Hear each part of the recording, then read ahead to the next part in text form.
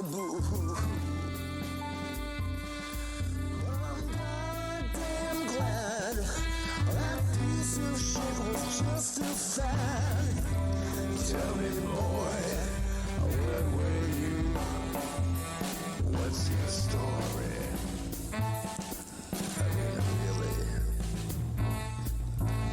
Where have you been? Was it the big time?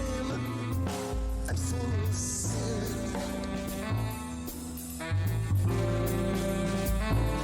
Tell me what you saw, chasing dragons down the hall.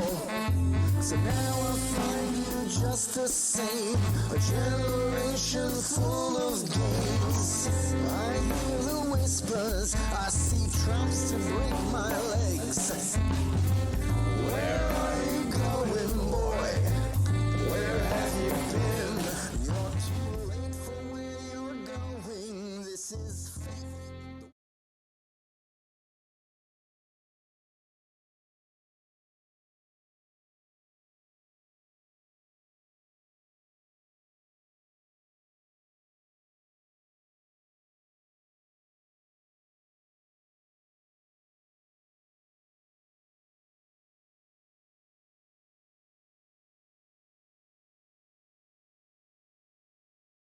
And welcome to a brand new life, to a brand new day, all the way from the wastelands of California.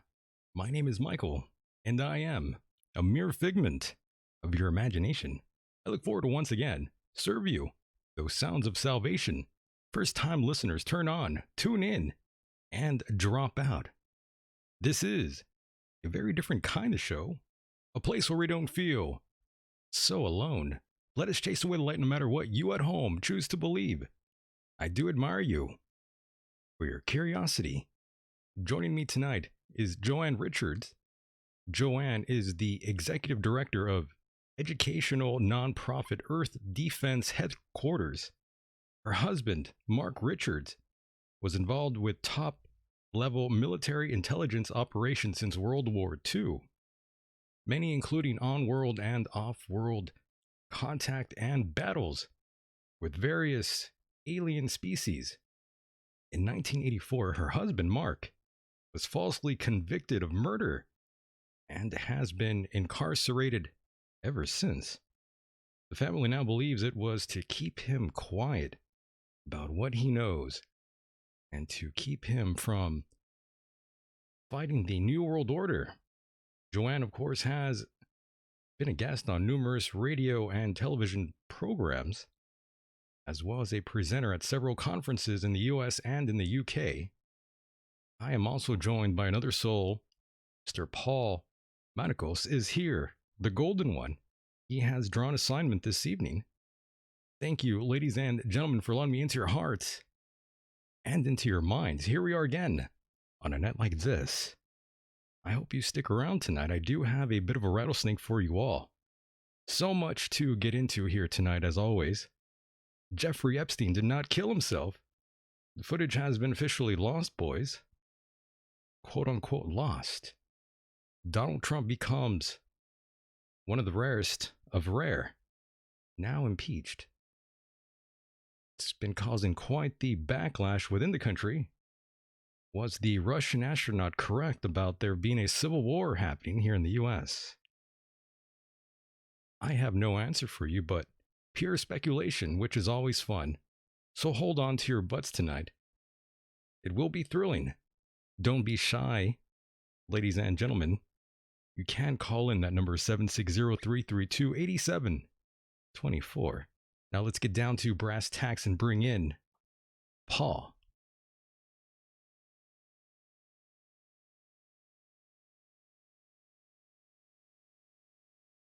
Paul, are you alive out there?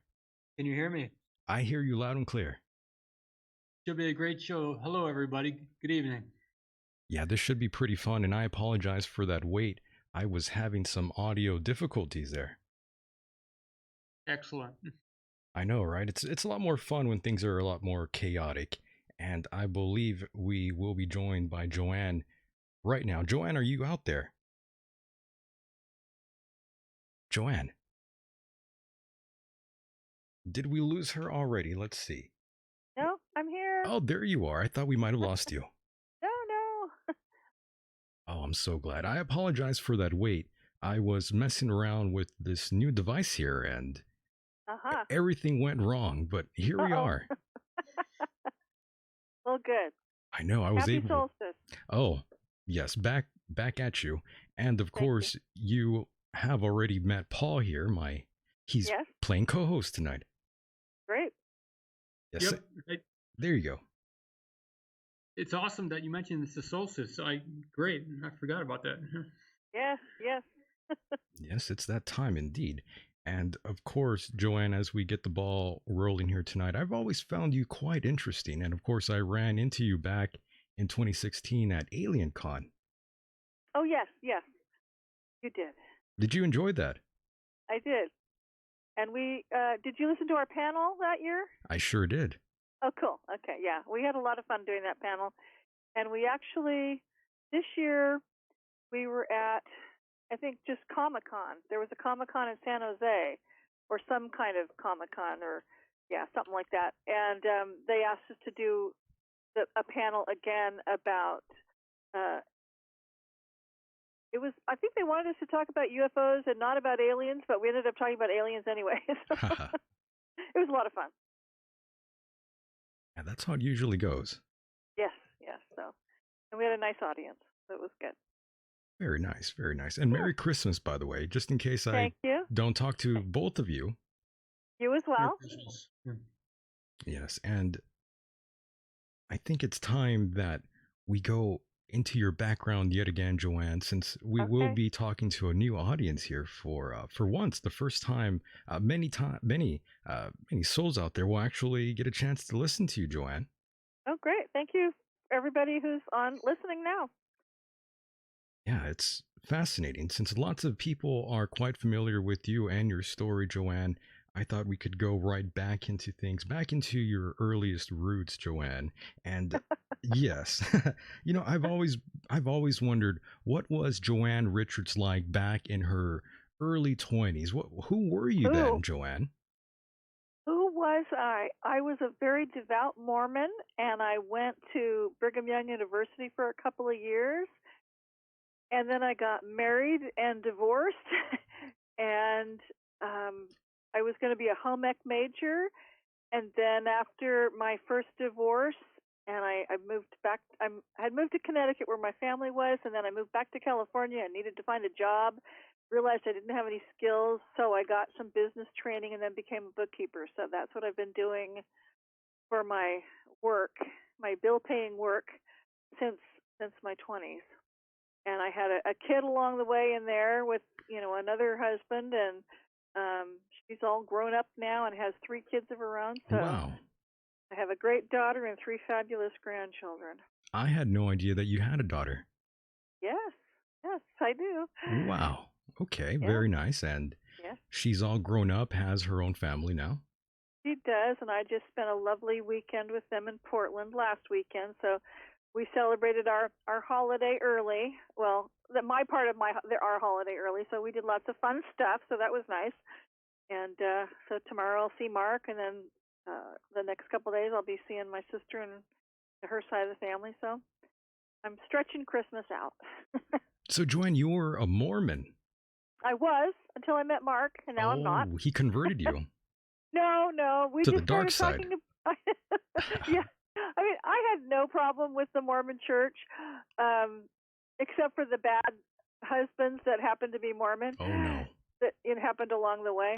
And then, Mark and I, after we met, and then we started talking about various spiritual topics and pagan things and fairies and all kinds of stuff. And I wanted to see him more than I wanted to go to church after a while. And so I just thought, I don't need that anymore. And all of a sudden, it just didn't feel like it was necessary for me to go. And I stopped going and embraced other things.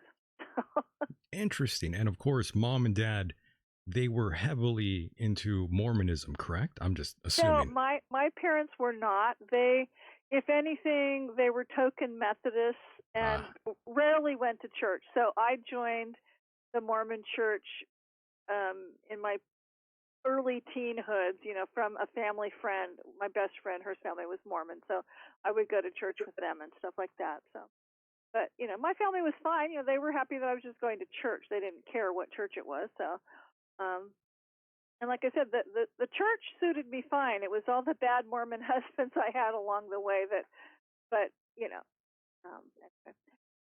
so yeah, that'll that. be part of my book. Oh, okay. And you have a new book coming out. I'm still working on it. I have a couple more chapters to finish up, and then I'll be getting it to an editor. Yes. Interesting. And of course, this might sound a little weird, Yeah. Joanne, but what did you really want for yourself? There's always a What did time, I or yeah, when? well, I'm asking because there's always a time in our lives where we envision ourselves being far away from Yes. where we are. I'm sure you've gone through that, Joanne. Way back when, I wanted the ideal husband who just adored me. I wanted 12 kids. I wanted the white picket fence. I wanted to be the stay-at-home mom. I didn't get any of that. I got the great kid, but I got one great kid, so that's okay. I really discovered I did not need to have 12. Um, and I didn't have an ideal Mormon husband. And I have a great husband now, and it's fine that he's not Mormon. So like I said, I'm done with the church. But yeah, and I've rarely been a stay-at-home mom, so things didn't work out like I thought I wanted them to. But I'm not totally unhappy. Other Understood. other great things have happened along the way, so it's all good. Very nice, very nice. And let's talk about when you first met Mark. Uh huh.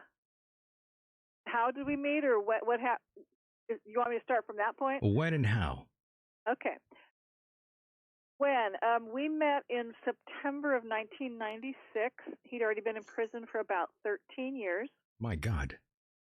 Yeah, and my roommate at the time, her husband was in prison for something, and she came home one day, and I'd already visited him and another couple of friends. So going to the prison was not that big a deal, and she came home one day after visiting her husband and said, "Hey, I met this really nice guy. He's a friend of my husband's. He's really smart. He was visiting his mom today." And I said, "Oh, smart and nice. That would be a good combination." So I was willing to meet him, and he's a year older than I, so we were roughly the same age, and that was great. So we started writing we wrote for 2 months, and then I got approved to visit. So I met him in person for the first time Thanksgiving weekend, 1996, and then that was it. It's like we started visiting, every week, and at that point I lived about a half an hour from the prison, so it wasn't hard to go there. And then I wanted to visit more and more often, and visiting was 4 days a week at that point. I think it because I was working until I started my own business. I could only go on the weekends, but again, it was close and it was easy to do, and it wasn't a big place, and there wasn't long lines like there are where we are now. So it was nice. We wrote letters and we visited, and basically we courted for 5 years, and then decided it was time to get married. So okay, and we got married at Salinas Valley Prison in July of 2002. So yeah, been married 17 years. Now, I got to go back in time here. Okay. What was it about Mark that made you want to marry the man? Okay, and I see. Yes, I am Mark Richards' wife. Yes, he's still in prison. The chat room Are is you in the running chat past me. room? I'm looking at it. Ah, ha, ha. A little bit. I mean, I'm mostly looking at the nice little fire here. What was it about him? Number one, he's really smart, and I really like that. I was really attracted to that. Ah, you were And captivated by his intelligence then. I was very I captivated by see. his intelligence. He's Okay. had a very interesting life, even if you take all the space stuff out of it. He had a really cool childhood. His family traveled all over. the world, and his dad was stationed in some interesting places, and Mark was around military stuff growing up as he was, but he just had a fascinating childhood and a fascinating family, and we got along great. We had fun talking about our families, our kids, our food, just anything. And And Joanne, let me just jump yeah, in really yeah. quickly. And before any of this, did you have any sort of interest in UFOs and aliens, any of this sort of No, stuff? no, I the no, I did not grow up watching a lot of science fiction. I watched, the B-rated Martian movies when in the 50s when I was little or young, and I never read science fiction, but I watched Lost in Space and Star Trek on TV and that kind of stuff. I never did see the movie Alien. I don't think I've ever seen it in full. So no, that wasn't. I had not been going to any conferences. I was not paying any attention to that until he started telling me, oh, this is what I did, or used to do, and that kind of stuff. So I hadn't even thought about it, and then all of a sudden, I'm reading his material, and we're starting to talk about it. It's like, oh, well, that's interesting. And people they ask me, well, was it hard for you to believe that that's what he did? I go, well, by the time he really told me, we'd already known each other for quite a while, and I already trusted him. So no, it was just like, oh, okay. And yes, my husband has been in the military. I'm So, so glad you're in the chat room, by the way, and you're not. well, I'm looking at it run through, and I'm not seeing everything, but it's like, yes, I have his military paperwork. He has been in the military. I was going to say, don't be afraid of the heathens in the chat room. I'm not. Awesome. I'm glad you show no fear, no mercy. I love that. No. I'm a Leo. Oh, perfect, perfect. Yeah, no fear. Yes. No problem. Oh, what on earth is that? I don't know what that is. Is that Paul? Wow. I'm not vacuuming, I promise. Yeah, I think that might be Paul. My goodness, that Oh. was Paul. Was he trying to tell us something? I have no idea. I actually had to hit mute there. Oh, wow. Maybe he was vacuuming. Uh-huh. It sure sounded like it, but I do apologize for that, ladies and gentlemen. I don't know what that was. Hello, Gang of Four. My And, goodness. another cool thing, too, along these, I've been with Mark 22 years now, so I have had my own UFO sightings. I've had some of my own experiences. No, I haven't seen any aliens. I saw one hybrid once, but they're not supposed to interact with us personally anyway because of treaties and things. But I have seen UFOs up close, very close. So I've had my own sightings, whether Mark's been there or not. We had a sighting together at the prison once in July, and Wait a then I've minute. had sightings on my own. Yeah. You had a sighting with him while you were in prison. Well, we now get what's called family visits every 3 or 4 months. So I get to go spend a couple days with him in an apartment at the prison. And we were outside at night. It was July. It was the night before our anniversary. And we were waiting for the guard to come to the door and count him. And so he goes, come here, outside. And I'm going, okay, what? And lo and behold, flying over us pretty low, so I could exactly see its outline and hear it and its shape and see the lights, was this triangular craft, just slowly moving over us. And it's like, that's not one of ours. And he goes, nope. And I go, is that your friends? He goes, yep. And then they did a loop and turned around and came a second time just so I'd be sure that I saw them. And it was so exciting.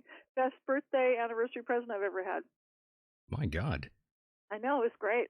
Yeah, that must have been... we could hear the engine. It was so low, we could hear the engine, this whoop, whoop, whoop sound. I don't know how to describe it, but, and it is nothing like what our human aircraft or spacecraft are going to sound like. So, and I don't think ours can go that slow, especially being that low. So, Understood.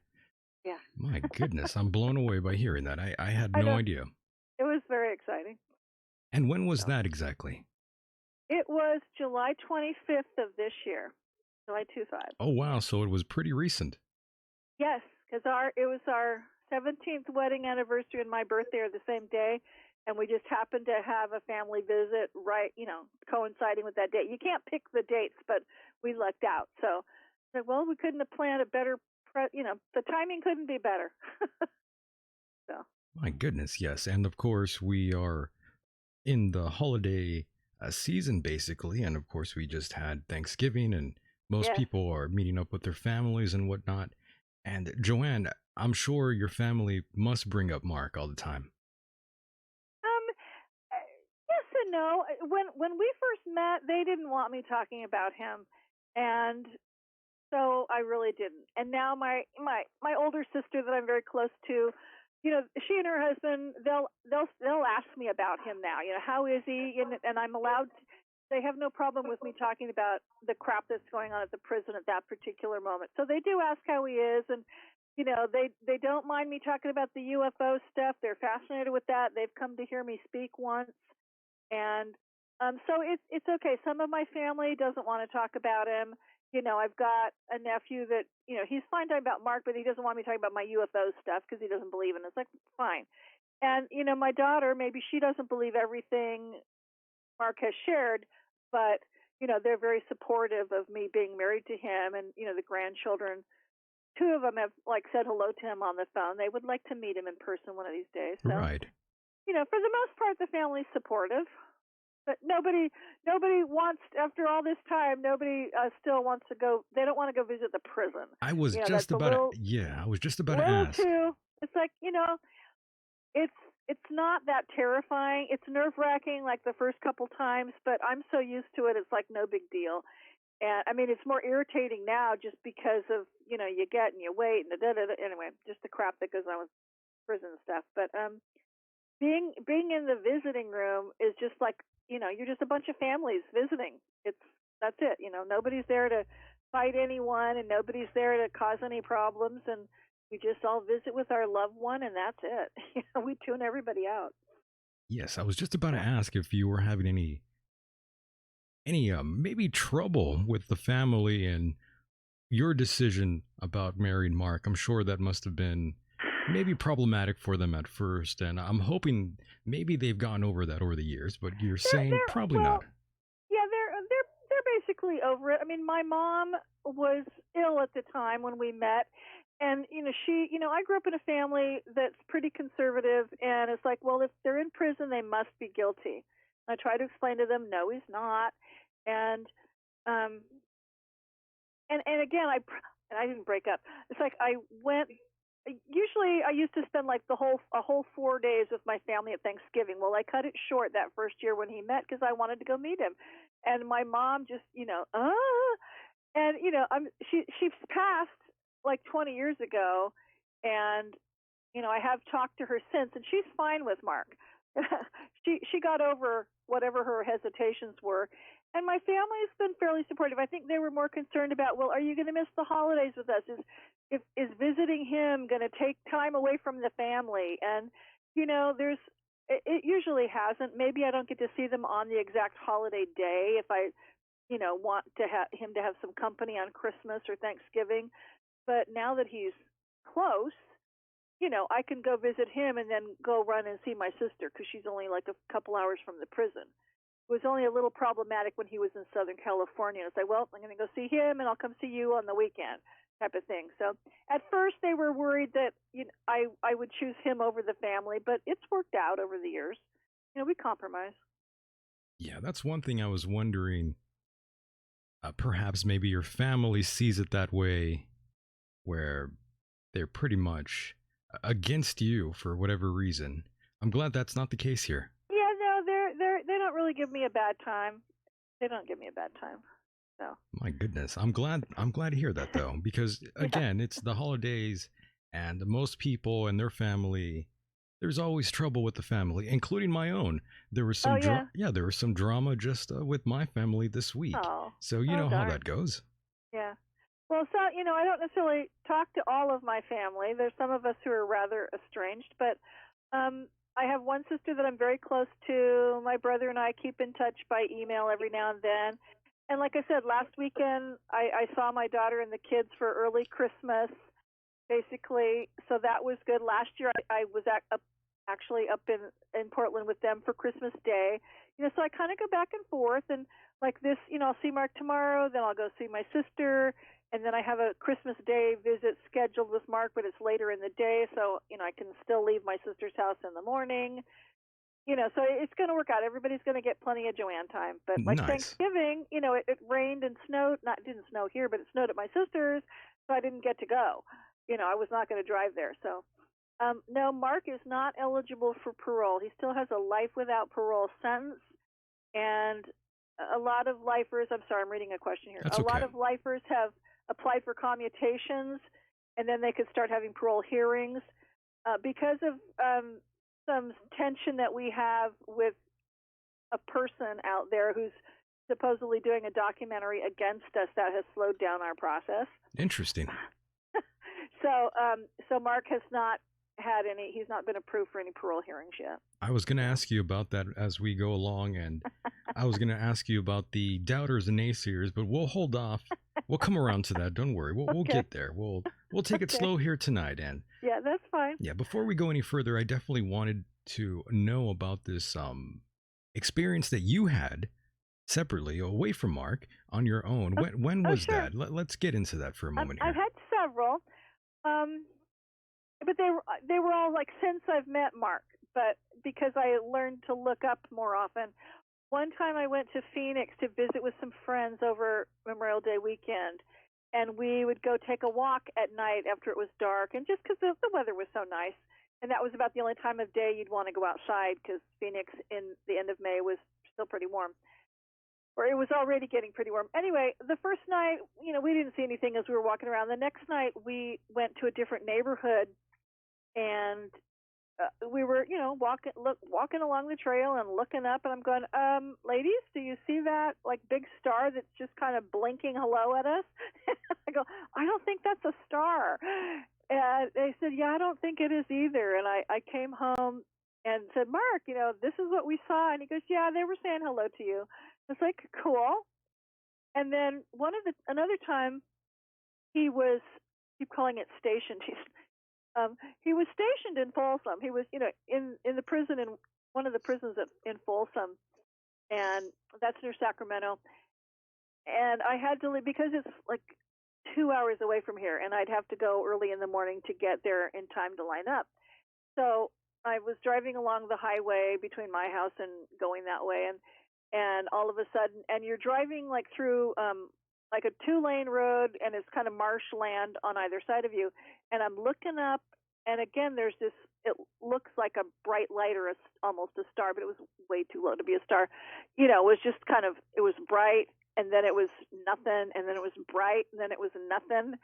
And I go, hey, I think your friends are saying hello to me again. He goes, yep, with their spacecraft, they can either like cloak it, reflect the light or refract it, so they can look like they're cloaked. They can cloak themselves. So that was really cool. And then when I was in England on one of my trips, the friend of mine who was driving me around, we were at this hotel, and she was always taking pictures with her phone, and then she'd zoom in to just see if there was anything up in the sky. And it was like late afternoon, and so she's just, pointing her phone camera up anywhere. She zooms in, and there's like this, small circular dark object. It's like, oh, that's pretty cool. Well, do you think it could be something? I go, well, you never know.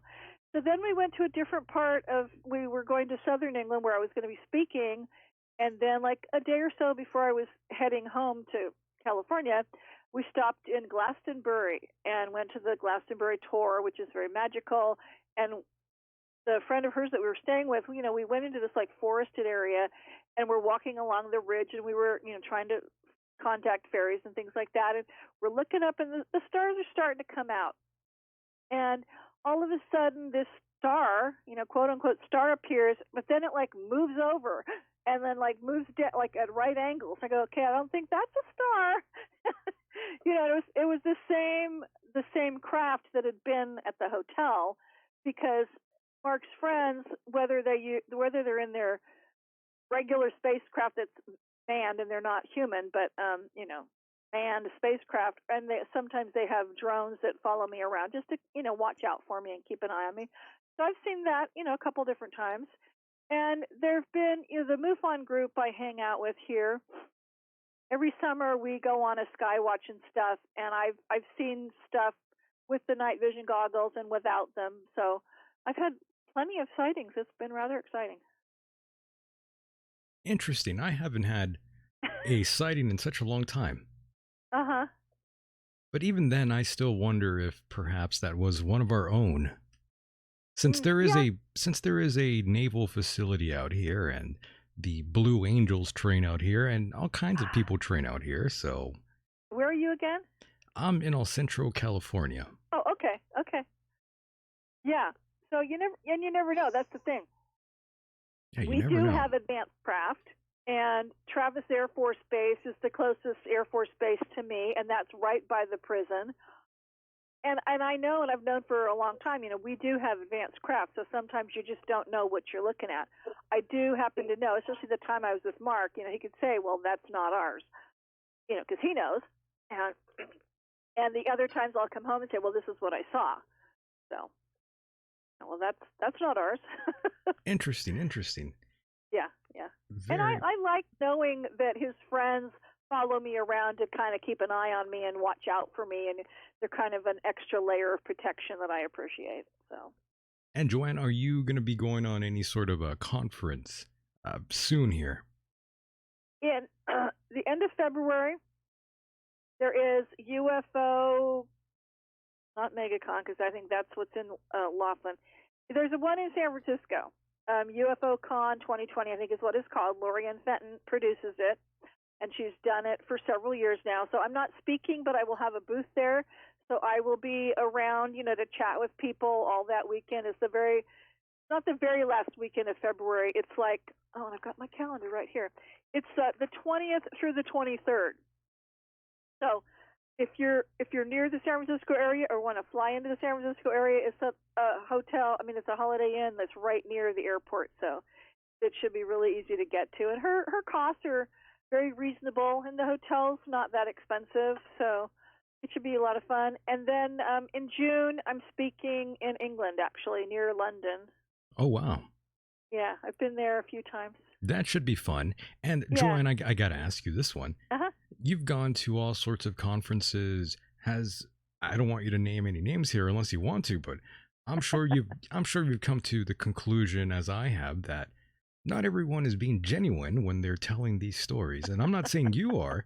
I'm saying I'm sure you've gone around, you've made the rounds. I'm sure you've come across some individuals that you hear their story and you're probably thinking, well, I don't know about all this here. And it's happened to me plenty of times going to these conferences, Joanne. Yes. And again, and not everybody believes me either, but sure. That's okay. And yes, I do have my opinions about certain people, and right. Most of us would agree that some people are there actually to spew misinformation. So that is unfortunate, but it does happen, and we just have to listen with a discerning spirit or mind, however you want to put it. So, and yes, I am keeping up the hope. Thank you very much. And no, do not disrespect my fairies. Yes, the fairies. Yeah, love the fairies. So those are the two conferences I'm going to be at for sure.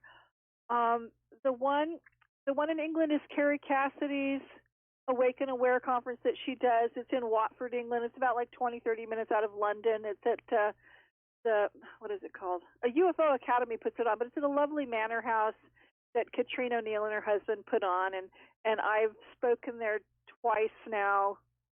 Not in conjunction with Carrie, but I have spoken there twice, and now I'm going to get to speak there with Carrie, so that'll be fun. And Carrie will be speaking at Lorianne's conference in February, so that'll be good.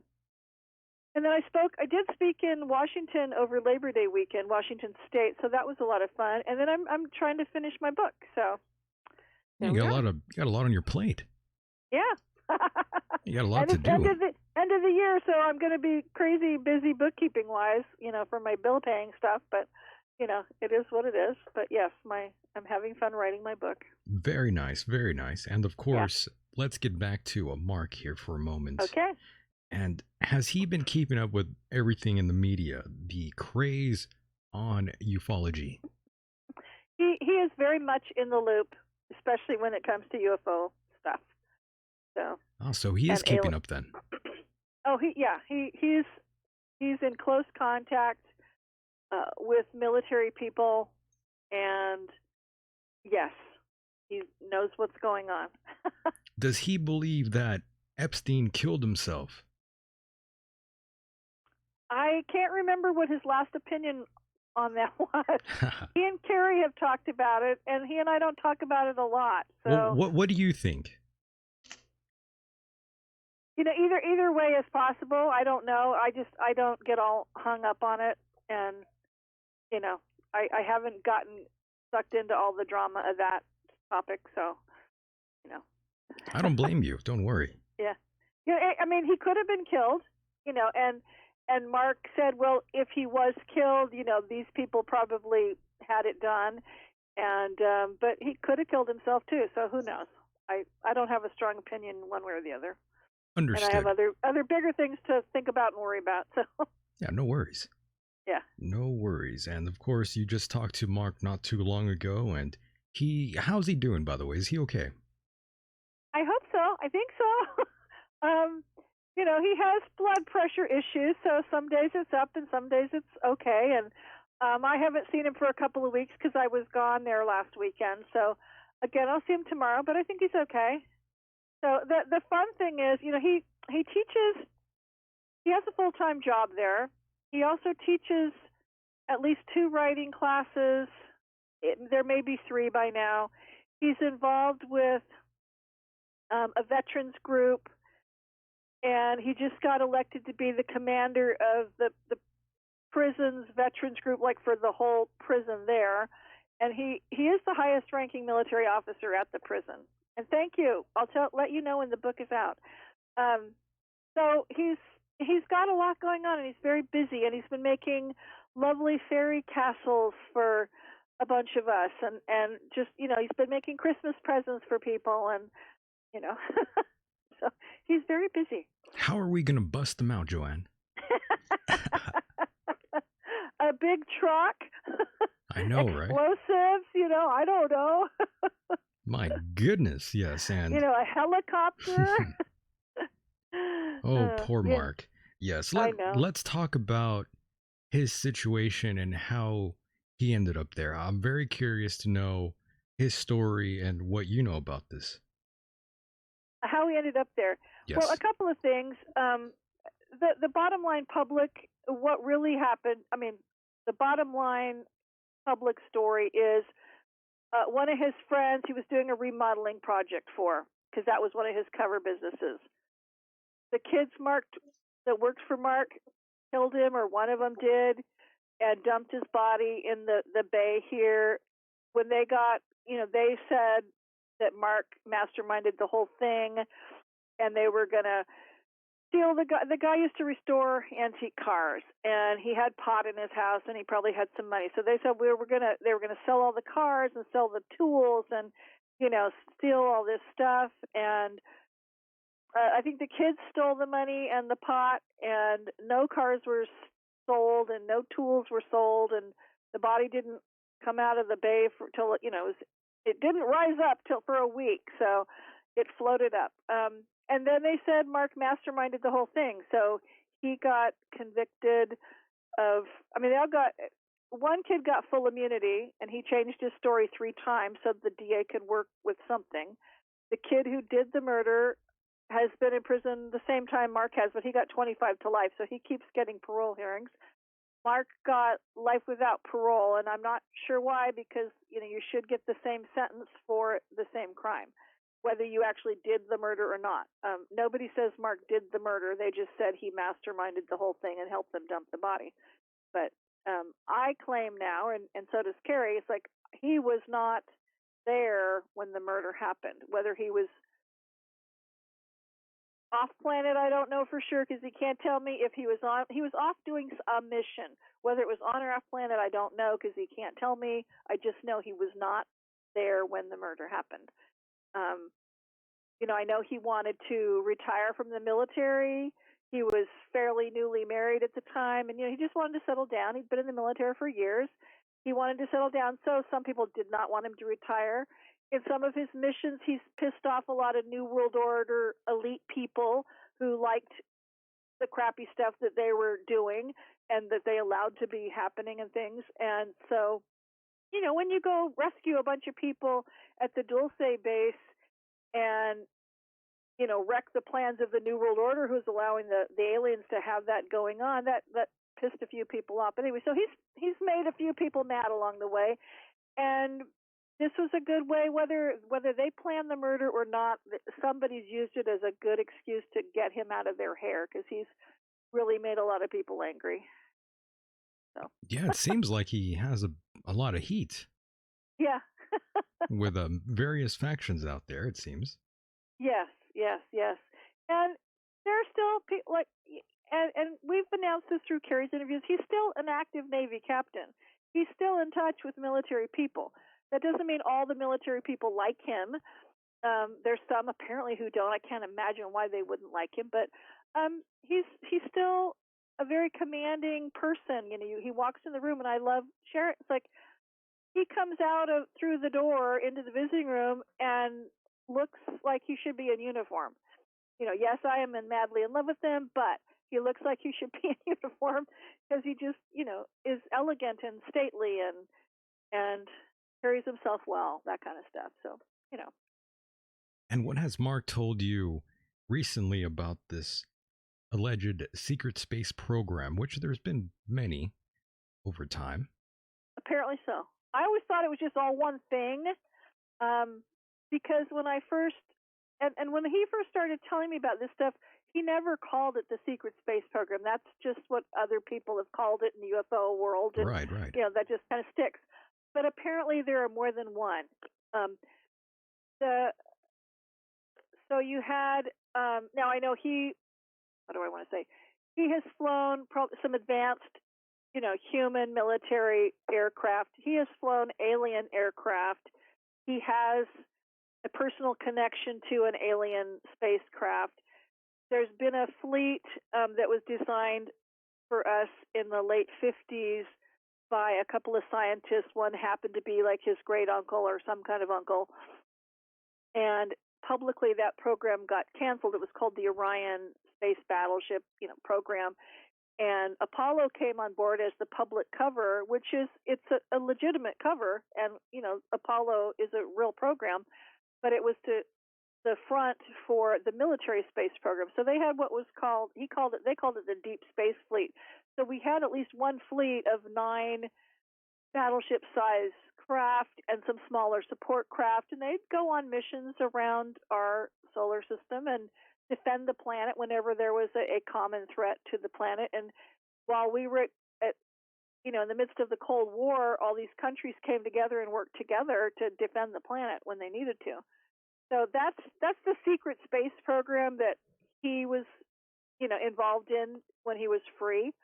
So. Understood. And I think Paul might have had a question. Paul, are you out there? Are you still alive? Yeah. Did you have a question for Joanne, Paul? Yeah. I saw. Go ahead. Does he have any like PAL licenses or As far as I know, I don't know what he flew when he was free. Everything I know that he flew, he was in the military. Okay. And maybe but he is a since he's pilot. veteran He has a and, license. you I've guys just are never kind of seen it. conservative. I'm sorry. Go ahead. Maybe Trump would give him a pardon. He could appeal to Trump. Yeah. Since he's a veteran. Trump only deals with people who are in federal prison, as far as I know. And Trump knows who he is, and Trump's not going to pardon him. Maybe you could get a position on the civilians or the new Space Force program, or whatever that is. That's a great question. That would be great, because he should be heading it, as a matter of fact. I was just going to ask you about that, Joanne, what your thoughts and opinions are on Donald Trump's space program. And Paul, I'll ask you the same question. Joanne, go ahead. Well, I would say, they're announcing it because we already have it, and we need to probably make it public, because things are probably heating up, and we need people to know that we need to use it. I've said for many years now that ISIS is backed by a reptilian group, not our friends, the Raptors, but the reptoids. They're very involved with things, nefarious things on this planet. They back a lot of terrorism stuff. And even the Dracos now from space are causing some problems. So we may not be able to hide what needs to be, worked on or helped or whatever. And for those that don't know, Joanne has talked about who's running the planet, what races are visiting here and interacting with humans, and aligning themselves with various countries, governments, and militaries. That's Right. Yeah, that's one thing you talked about in the last show, and you talk about everywhere as well. Just in case those that are new have no idea and are oblivious to what we're talking about right now. Hopefully that summed it up for them.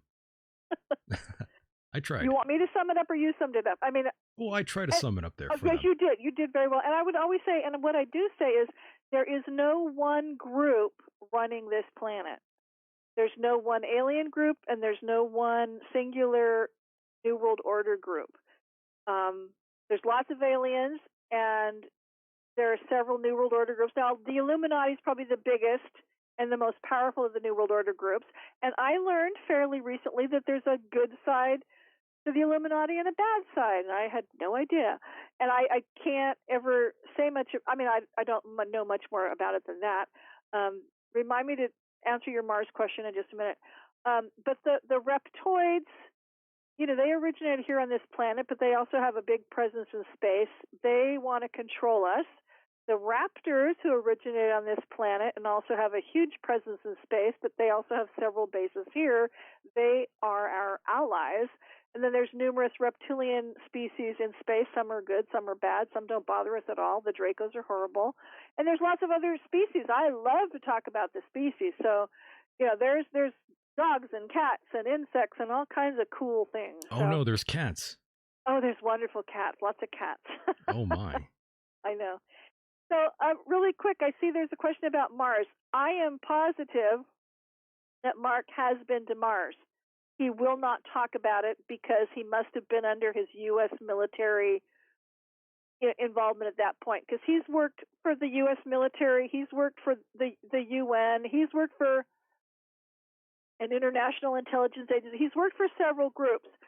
If it's his U.S. military, he's still bound by his military oaths. So he cannot reveal stuff about his involvement with certain missions and things like that.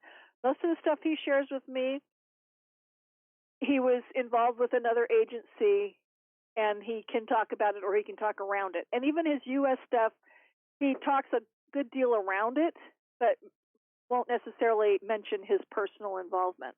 Understood. But, I mean, I know there's stuff on Mars, and he will say there's probably, there's other species up there, so there's probably humans there. He just can't tell me anything else. Understood. And Joanne, what are your thoughts and opinions on the whole aspect of abductions? It seems like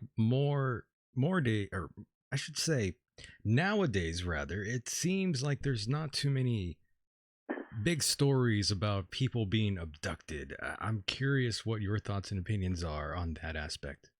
Okay, and it's so funny. Somebody just called X-Side and said you can now marry a reptilian. I love that. Lovely. Yes. Abductions. That's still happening.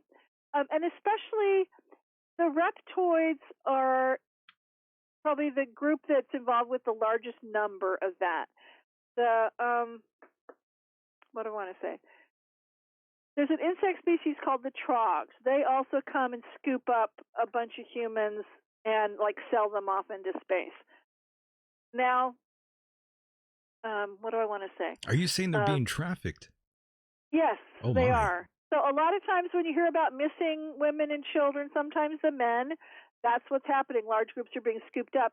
And this happens a lot when there's been a huge natural disaster. So a lot of times when there's a big earthquake or there's a big tsunami or there's a big whatever, and they can't account for all the missing bodies, they've gone bye-bye.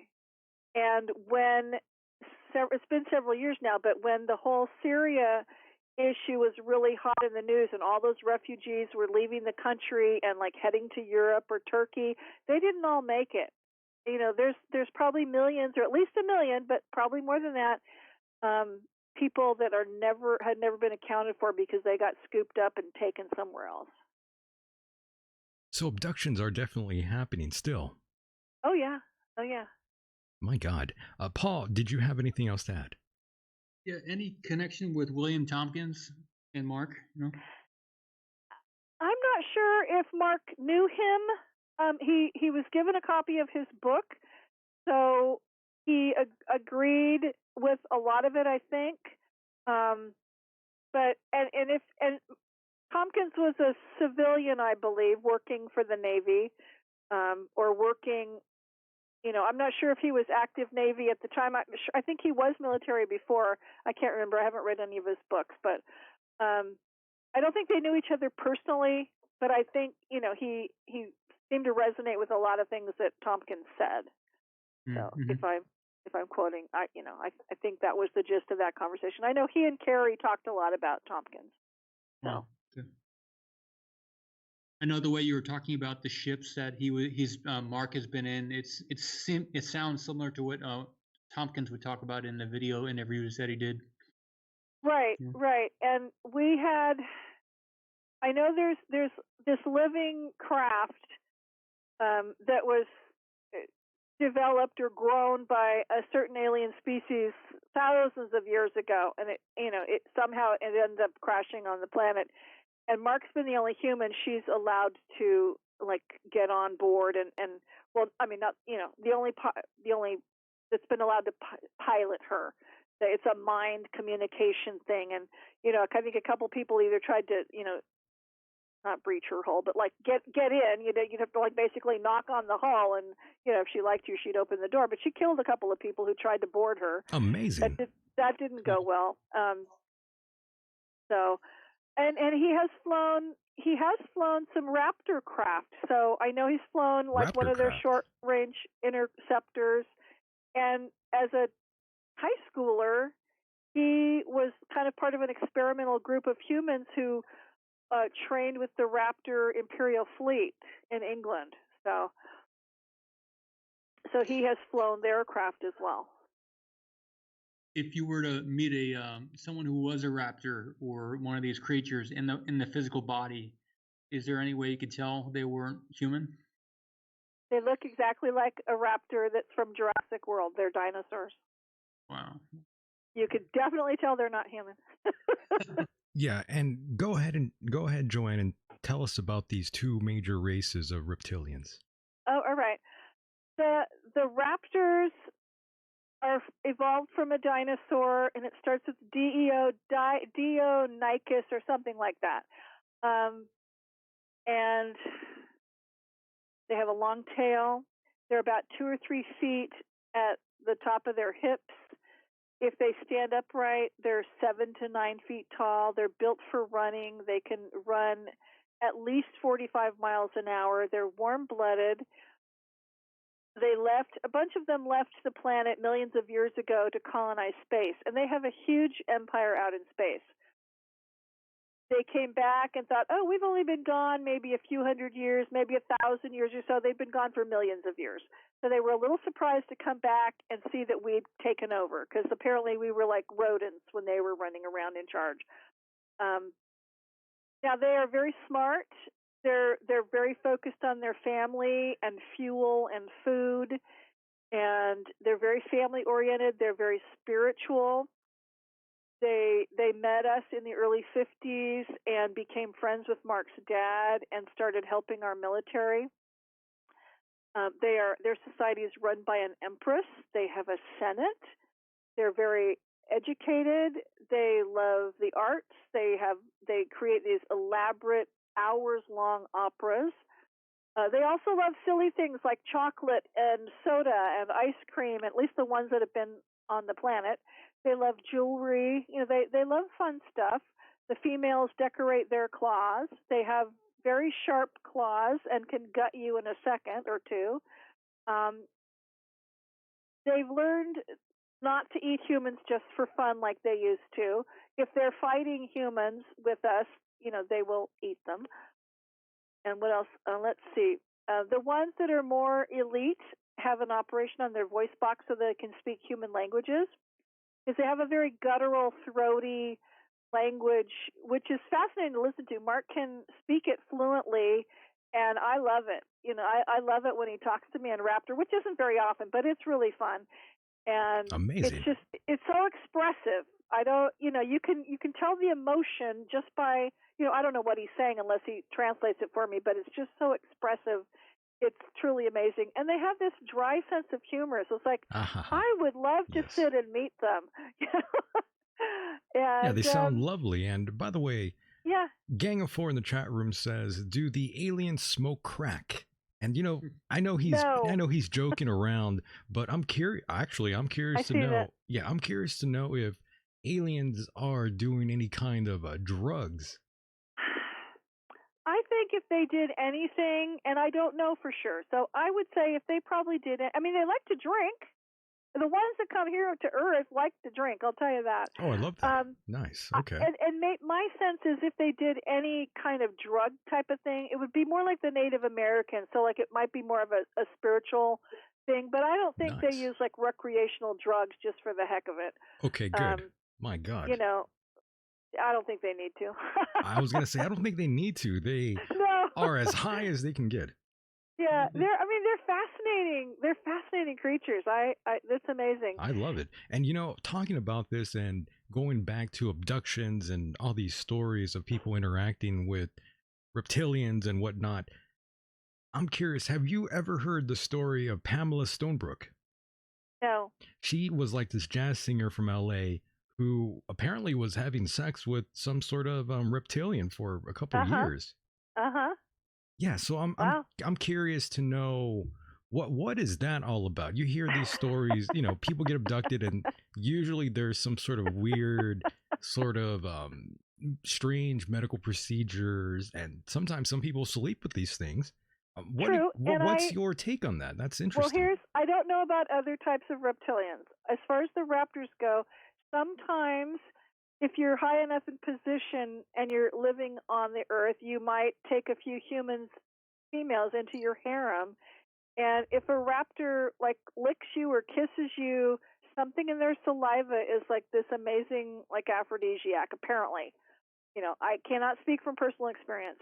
And so the females learn to be very attracted to them, and they have very unless the raptor plays too hard and accidentally breaks you, they have very nice. I mean, I've heard that they have very nice relationships, and the raptor like midwives and doctors or whatever, they can do operations on human females so that the females can like carry a raptor's egg. Because they don't want them to have.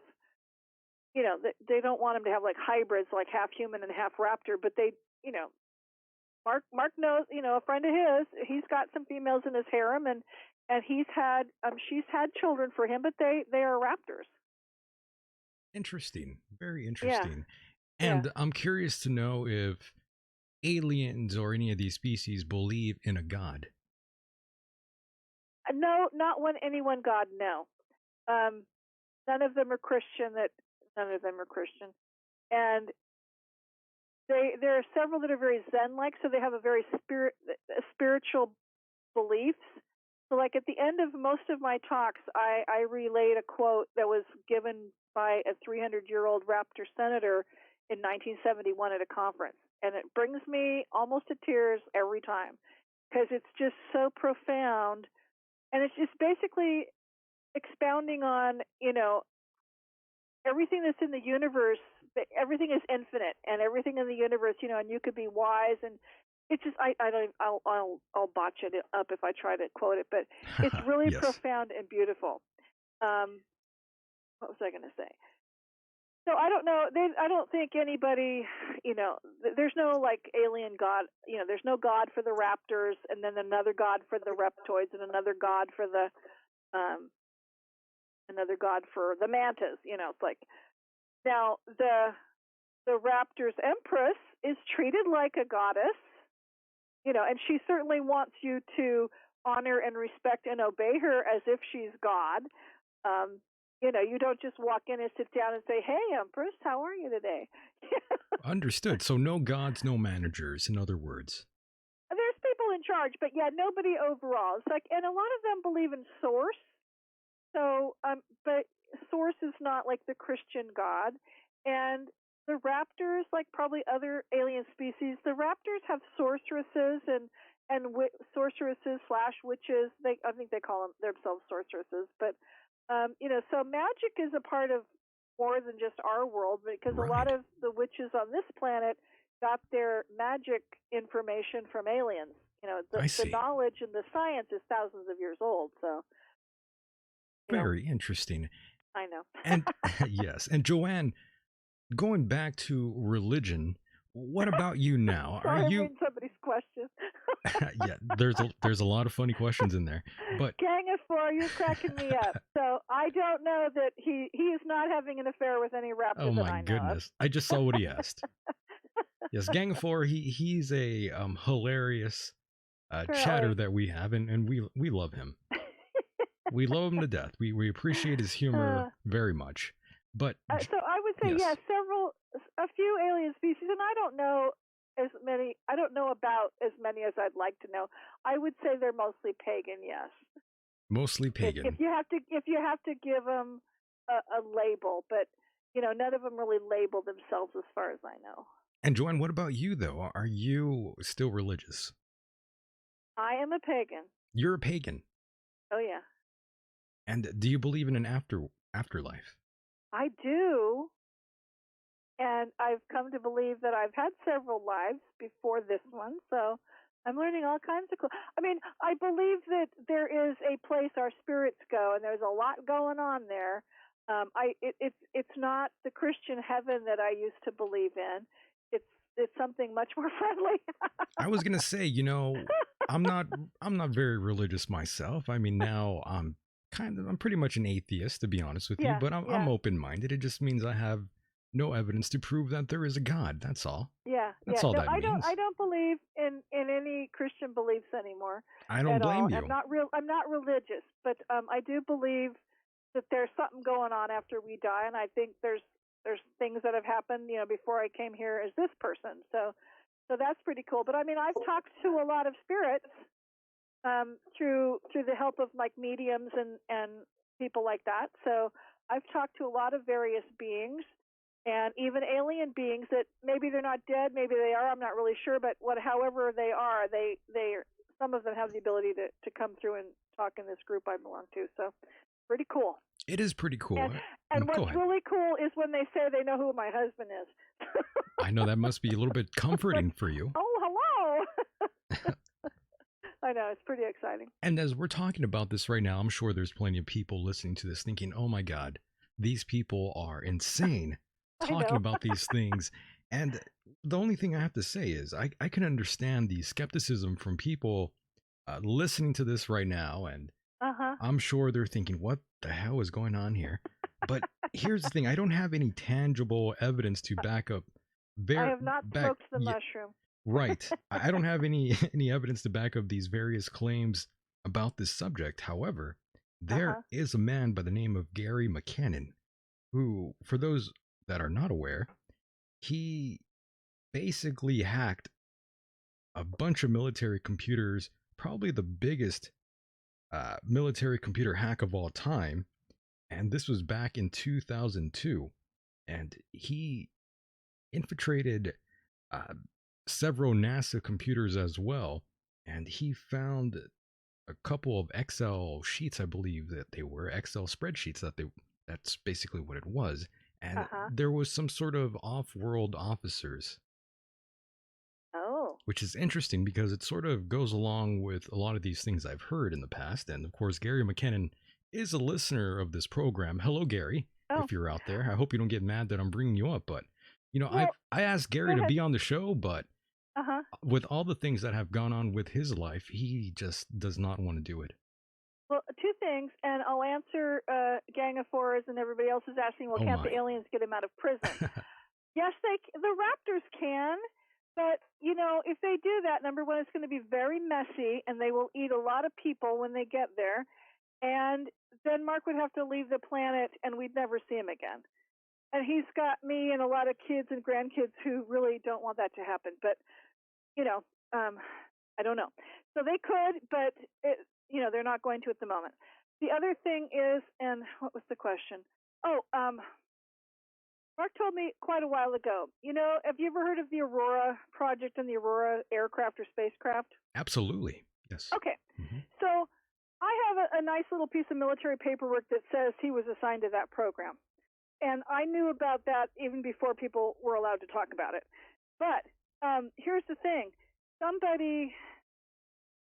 He said that somebody was like looking through some budget paperwork of like Congress or something. So like the reason why it's talked about now is because somebody found one line item in a budget for, a congressional budget one year, and I don't remember what year it was. And all of a sudden, well, you found the money trail.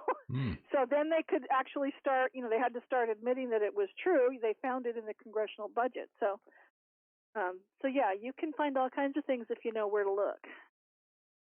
I agree with you, and they passed a new law where they're allowed to conceal. There we go. And move stuff around from one sector of the finance to another recently. I don't know if you saw that. Oh, they are? No, but yeah. Nothing surprises me with the government. I was wondering where Paul was. There he is. Yeah. And Mark probably, I don't know all his abilities. I know he can astral travel, but that's just your soul or your spirit or whatever. That's not physically taking yourself out of prison. Somebody said he should just beam himself out of prison, but I don't know if he can do that. Nothing surprises me about him, but I don't know if he could actually do that. But that doesn't mean he can't, but I don't know. Yes, so you firmly believe that Mark had no wrongdoing in this case? Yes, I believe that. Now, if only we could convince others. How do we convince? Well, I don't know. They could take the time to read all the trial transcripts that I read and all the notes that are sitting around that I've read, and they could talk to my husband, who has looked me in the face and said, I am not guilty of what they've charged me of. So, and I've read the stuff. There's every piece of evidence they have is circumstantial. The kid who did the murder never testified against my husband, even though now he's helping this guy with his stupid documentary and is, saying all kinds of stuff. But yes, he never testified against my husband. I'm glad you brought that up. Let's go into that right now, because you mentioned some sort of documentary. Yeah. There's do I have to be polite? You don't have to be polite. You could say anything you want here. You're completely uncensored and unfiltered. And I think I know. Ooh. Yes, I know the individual you are talking about that's doing this because he's a quote-unquote journalist out there named Kevin Moore. Correct. Who interviewed me years ago and didn't give me a bad time at all, didn't question me much about what I was saying, and so then I never heard from him again. And then just like a couple years ago now, he called me up and said, "Hey, I'm good. I want to do a documentary about your husband's case." I go, "Okay, fine. I've already been talking to the co-defendant." I go, "Well, that's not good. You talked to him first." Wow. So it went from bad to worse, basically, and we refused to talk to him about Mark's case because, number one, we knew it was not going to be favorable to us if he's talking to the other guy first. So anyway, we just refused to talk to him because a couple of reasons. Because we don't trust him, and Mark cannot. My cat's getting very silly. He's getting feisty. Feisty, yes. He was sleeping. I usually stick them upstairs, and he was sleeping just fine. He was a good boy until he woke up. He's ready to attack you there. Well, no, he wants to jump over the wall into my basement. I don't want him to. So when you have a phone call at the prison, it's all recorded by the guards. So Mark said, absolutely not. I'm not going to talk about this on the phone. And also, we know that, if Kevin records a conversation, Kevin can edit stuff out and then twist Mark's words around. And he's really good at that.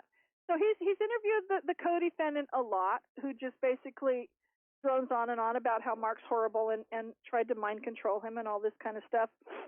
Let me cut you And- off really quickly and just add Yeah. here to this Kevin Moore individual. He's been lingering around in my comment section for a while now, and I was always Today? wondering, not today, but months Oh, ago okay. when you first appeared on the program, and ever since Yeah. I've always wondered, who is this guy and what is he doing with these weird comments that he leaves on the I don't YouTube know. page?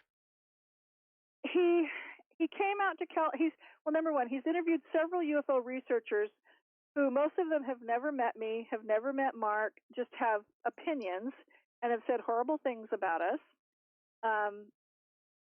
Then he came out to California. He's been out here a couple times now. He's interviewed Mark's ex-wife and people that knew Mark and the police, but they didn't know, that he was involved with any of this military or space stuff because he never told them because he wasn't supposed to.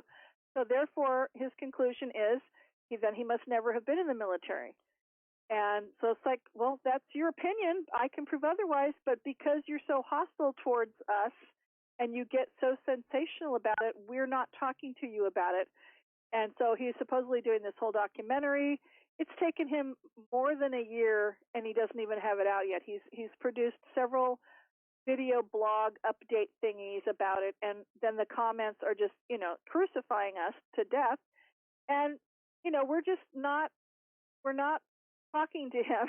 That's and interesting. we're not getting into a debate with him. And, my husband won't talk to him. His lawyers have told him not to talk to him. So it all makes sense now why he was lingering around and trying to say this or that. Oh, it all makes sense now. Yeah. And we don't really know much about him. I mean, he does have a document that says he has a journalism degree. He used to have like a talk show and a radio show in England. I think he still does. He also has owned several businesses that never went anywhere. He either owns or did own some kind of like sex toy shop in Amsterdam. Oh my God. I know he's he's like a deviant. Yeah, well, I'm not going to call him any bad words. Well, I mean, I will. I mean, if you tell me that, you can, because I don't want will. him to try and sue me. Oh, I don't give a shit. I'll talk about him. But yeah, he sounds like a sexual deviant if you own some sort of a sex shop. I mean, that's just what goes into my head. He thinks that's fine. And in Amsterdam, I'm sure it is. Well, the other sad thing is a former friend of ours who used to Dr. Julian Salt, he used to be our friend. He's come over here to California twice and talked with Mark. They used to write letters back and forth and, share information. And then, Carrie had mentioned to Kevin, well, why don't you go interview Julian? Because he knows Mark's the real deal. Right. Well, then all of a sudden, Julian was preparing some kind of timeline, and he's decided in his own mind that certain things don't add up. And he's got this big list of questions. I go, well, I'm not answering you now because now you're helping Kevin. And he Dave loaned Kevin a bucket of money to work on this documentary. So, but it still isn't done. And it's like, well, I can't.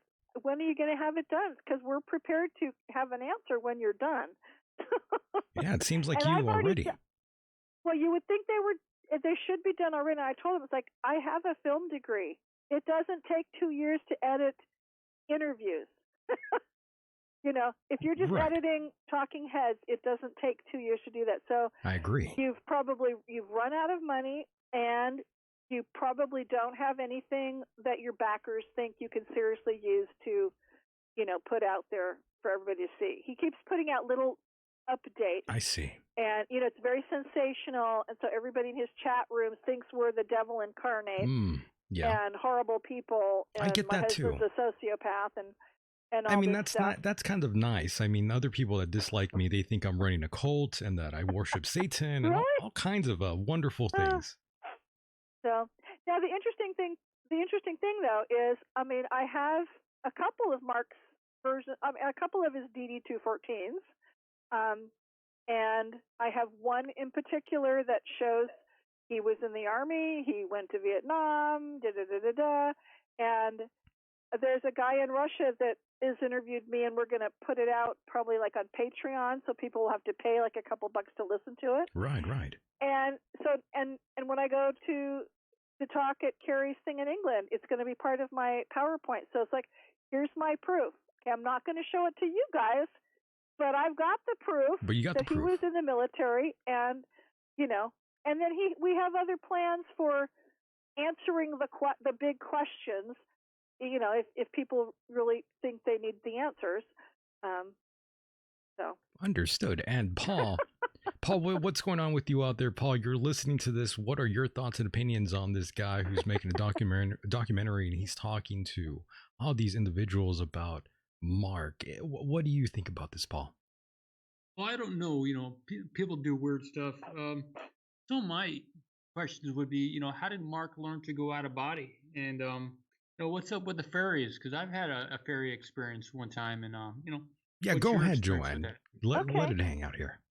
And Gang of Four, Mark was originally in maximum security. He's now in medium security. He'll never be in minimum security. Mark grew up.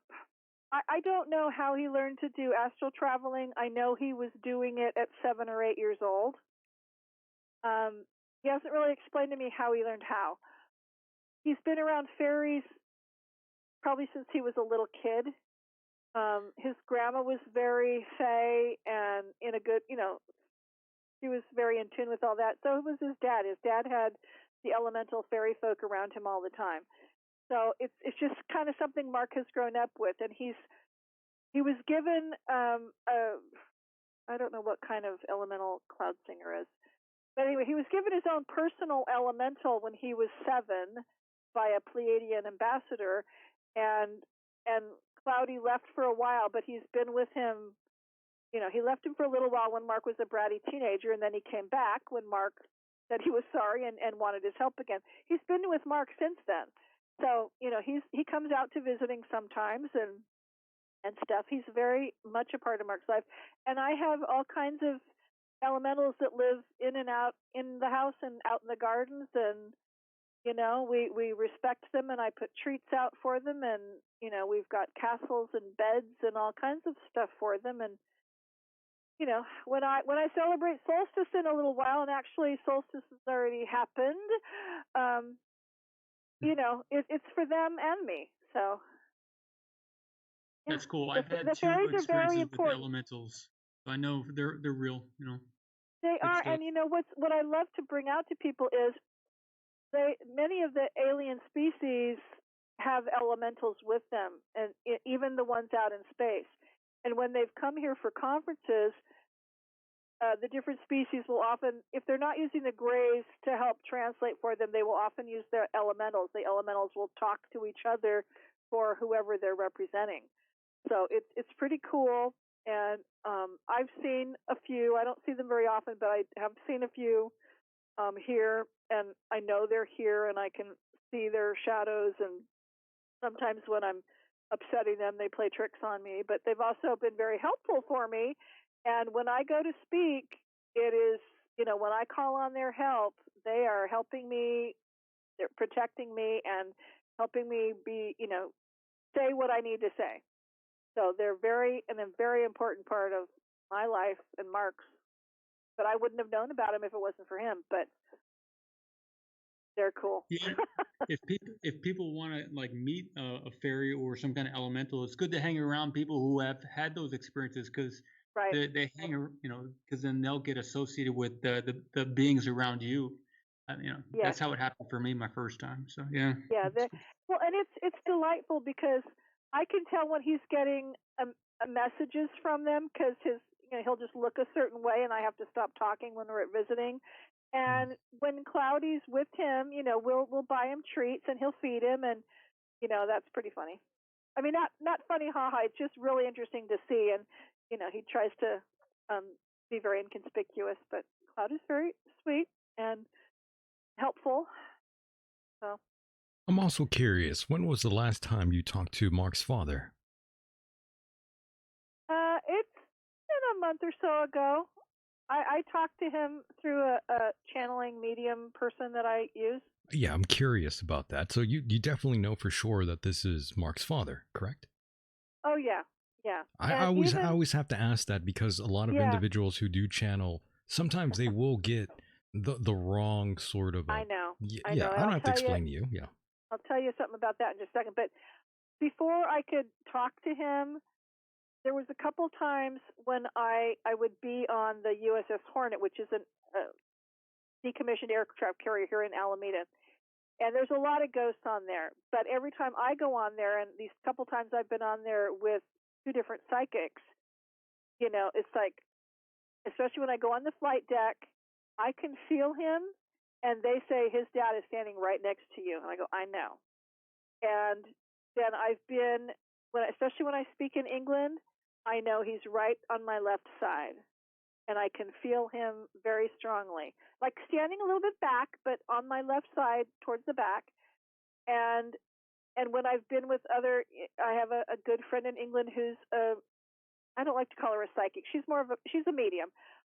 With her and another medium friend of hers, he'll come right through and talk to me through them. So yeah, it's and here's the one thing. It's like, especially when Kevin, and I don't know the guy's name. There was a guy who was supposedly new at channeling and had said he, decided to ask, well, is the Mark Richards stuff true? And I don't know who he's asking, but, he got a message from his guides that, yes, we were telling the truth. Well, then Kevin gets a hold of him, and now the guy switched his story and is supposedly channeling like Mark's dad and Mark's mom and, saying, oh, Mark is full of crap and, we're not proud of him and we're working with Kevin. It's like, yeah, I don't think so. You don't know his parents very well. Amazing. Like, and they're not going to be working with the likes of Kevin, and they would right. never say their husband was, their son, number one, they know he's not guilty, and number two, they would not, blast him in public type of thing. Anyway, it's like I didn't know his dad in person, but I knew his mom, and she would never say anything bad about her son. Understood. And by the way, Paul asked this question while we were talking about reptilians, and he wanted to know, what's the lifespan of a reptar? Well, there's many different kinds, and I don't know about all the other kinds. The raptors can live to be hundreds of years old. So the raptor senator that spoke in 1971, he was 300 then, and he's still alive. So, he must be tired if he's still alive. He's still alive, but he's right. still alive. I was going to say, he's got a younger wife, so he still has plenty of energy. He's still alive then, yes. The wife will keep him busy for sure. Yes, and whoever the other sider is, thank you if you're talking about me. So. Yes, they like you. They are marking out for you. Thank you. Thank you, everybody. Pun intended. I appreciate that. Oh. My goodness. And of course, I have to ask you this question here in regards to, I believe it was a question that I got earlier from an email. They wanted me to ask you about Antarctica and what what in your mind, what exactly is going on out there. And if you can remember, all sorts of world leaders were making their way out there for some odd reason. And go ahead. Go ahead. Oh, okay. I'm just curious to know what your thoughts are on that. What's been going on in Antarctica, and why is there why has there been so much fascination? Is what I want to know. Well, I know, and I'll start back in 1946 or 7, whenever it was that Admiral Byrd went there with Operation High Jump. Mark's dad was with him on that mission, and I know and I have a shortish report about it, like who was involved and what they were doing down there. And I know there was some interaction with aliens. I don't know the extent of it because I don't remember what the report says without rereading it. Thank you, Local Machine. That's very sweet. And then, see, the Antarctic is a great place for private meetings because not very many people can get there, and you can't have big news coverage there. And there is at least one place. There was a huge underground base there where the Nazis went to and established a base there, and that's still there. And there's a huge portal there. I know Mark's dad was there. There was one part of a mission they were in 1976. The Nazis that were there were against us, and we had a little battle, and then they decided to be our friend the next year when we needed their help. But so there is a Nazi base still there. There's been a lot of alien activity down there. I remember several years back when the scientists discovered some strange, huge octopus type thing underwater there. That may or may not have been that was probably an alien type of thing. But there are weird things there, and people have said they've seen, spaceships, I think, under the ice or whatever. And not too far, terribly far from there, you have St. George's. You've got some islands off of Argentina, where the area where the Falklands War was fought. Well, that wasn't human. I mean, there were aliens involved with that. So, there's a lot of weird alien stuff going on in that part of the world. And the deep space fleet that we have or had, or I don't know how much of it is left, it used to park over the South Pole because nobody could see it, and that's one of the reasons why there was like a huge hole in the ozone there. But I don't know everything that's going on there because Mark can't and won't tell me. I just know there is stuff that goes on there. It is a good place to have meetings where there's probably humans and non-humans meeting, and you're not going to get the throngs of reporters that you would anywhere else. Interesting. And Paul, did you have anything to add before we move along here? Yeah. Go ahead. Any connection with Stephen Greer with your outside viewings and stuff? No, I've never met Stephen Greer. I've only met Stephen Bassett, and I've never met Stephen Greer. So I've been with some local groups that have done some like night vision stuff, like the MUFON group I hang out with. And when Ed Grimsley was alive, I was at a conference he helped organize, so I was part of the group that was using like his night vision goggles, and we had a skywatch, and we saw some cool ships. And then I was in his video, or at least one of them, but never Stephen Greer. Okay. And what's your hope for the stuff you've been writing, and what's your motivation for for getting the word out like you're doing? What's your underlying thing? Okay, well, I think Mark was never going to talk about any of this stuff, and he doesn't say anything that goes against his secrecy oaths. But there was a point in time where he got so he was so tired of being in prison, he decided he would start writing some stuff, and he always checks in with the powers that be or the people that are above him that will say yes or no, you can talk about it or you can't yet. So it's not like, and yes, we're on the fringe with what we share, but, I think just like most people in the industry, people want to know this stuff, and he's got really cool information, and he's one of the few people that has information about how the military's been involved and specific up-close personal contact with various aliens. So I find it fascinating. It's historical. I want to share as much of this with people as I can. And so, you either believe it or you don't, and that's okay. I have people who believe the stuff that he's done here on the planet, but when I talk about him going into space, that's crazy. And it's like, well, the aliens come from somewhere, a lot of them. Right. But so you don't think we're going out there? It's like, anyway, it's just, it's kind of funny. But it's kind of like this is the new thing I want to teach. It's not new, but it's like, I used to think I wanted to be a home ec teacher. Well, no. And I don't think I want to teach accounting, but I want to teach this. So it's fascinating information, and I love it. And if we're ever to hope having peaceful interactions with other species, we need to know more about them, and we need to know how to talk to them, and we need to know the protocol for talking to them. I mean, some of them are just fascinating scientists, and what they've come here and learned about when they visited the planet, I want to know. I want to know their side, and I want to know, I'm sure some of them might want to know our side. Right. Yes, good point. And we are running out of time here pretty soon. Course. We only have maybe about 15 minutes or so left. Okay. But all right. I did want your opinion on this fascinating concept of space tourism. The concept of space tourism is growing in popularity all the time. And yes. There are various companies, very, very private companies that want to take you up into space, like Virgin Galactic and SpaceX. And you also have Blue Origin, and I think there's another one called Orion Span. I'm not quite sure. Cool. Yeah, there's a few others, but these sort of companies, what exactly is your opinion? And would you go on one of these trips if you did have the money? And these things are pretty goddamn expensive, let's be honest. Yes, they are. I would go. You would do it. I would. Now here's the flip side of that. You need to be careful because and again, this is kind of a weird sounding story, but like when Mark was training with the Raptors, and again, he wasn't even out of high school, but he was training with their military fleet, and they did a war game out in space.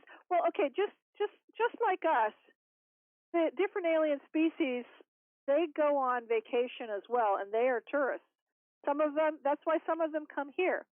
So, there was an incident where, and they have cruise liners for being out in space. I know it sounds a little silly, but, we have cruise liners.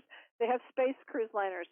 And there was an incident where an alien cruise liner was just tootling around showing people the rings of Saturn or wherever they were, and an enemy attacked their ship. And so our cadets, the Imperial Fleet cadets went and helped save them. But so if they already have tourism in space, so I think it's cool if we do, but we just have to remember to be respectful of space. We are known as pigs, we have already littered space. Yes, we have. The aliens don't really want us in space. So that's one point of many conferences, like, well, should we really even let them in space, and should we let them defend the planet? So I'm sure that until people accept us being out there, especially tourists, we better have a military escort. My goodness. And it's Paul, just like pirates here. People in their yachts and things get attacked by pirates here. Very true. So you need to be careful wherever you are. But I think I'm fine with tourism in space. And Paul, what are your thoughts on this sort of space tourism? Is that something you'd be interested at any time in your lifetime? For sure. Earth is a nice place to be too. So, it's dangerous. I would do it, but Earth is also a beautiful place. So it is, and and if we took better care of our planet, now if there's people that can afford to go into space, I probably would prefer they'd put more of that money into helping take care of the planet first, just because we're doing a very poor job of that, and a lot of the elementals and the aliens who live here are looking at us going like, oh my God, how can we trust you? You don't take care of the planet. And, and I would say, and I know we've got a little bit of time left, just a little bit of time left, but the whole Kevin Moore thing, and I don't want to give him a lot of airtime, but that's okay. Because of what he's doing, there are friendly aliens out there who are looking at this going, oh, well, now we really can't trust humans, and they would love to have disclosure sooner than later, and because of this kind of stuff, that's slowing that down. So, my goodness, yes. I know. So, and that may be one of the reasons why he's doing it. Publicly he's saying it's just because we're horrible and he wants people to be discerning, but we think there's probably people that are backing him, but I don't know who for sure, but anyway. But it's certainly slowing down things, and it's certainly having the aliens take a second look about how much they can trust humans, which is very sad. It is very sad, and it's very tragic that this is going on with you. I apologize if it's caused any trouble to you. Well, he did show up at one of the conferences I spoke at last year and harassed me, but he did. What did he tell you?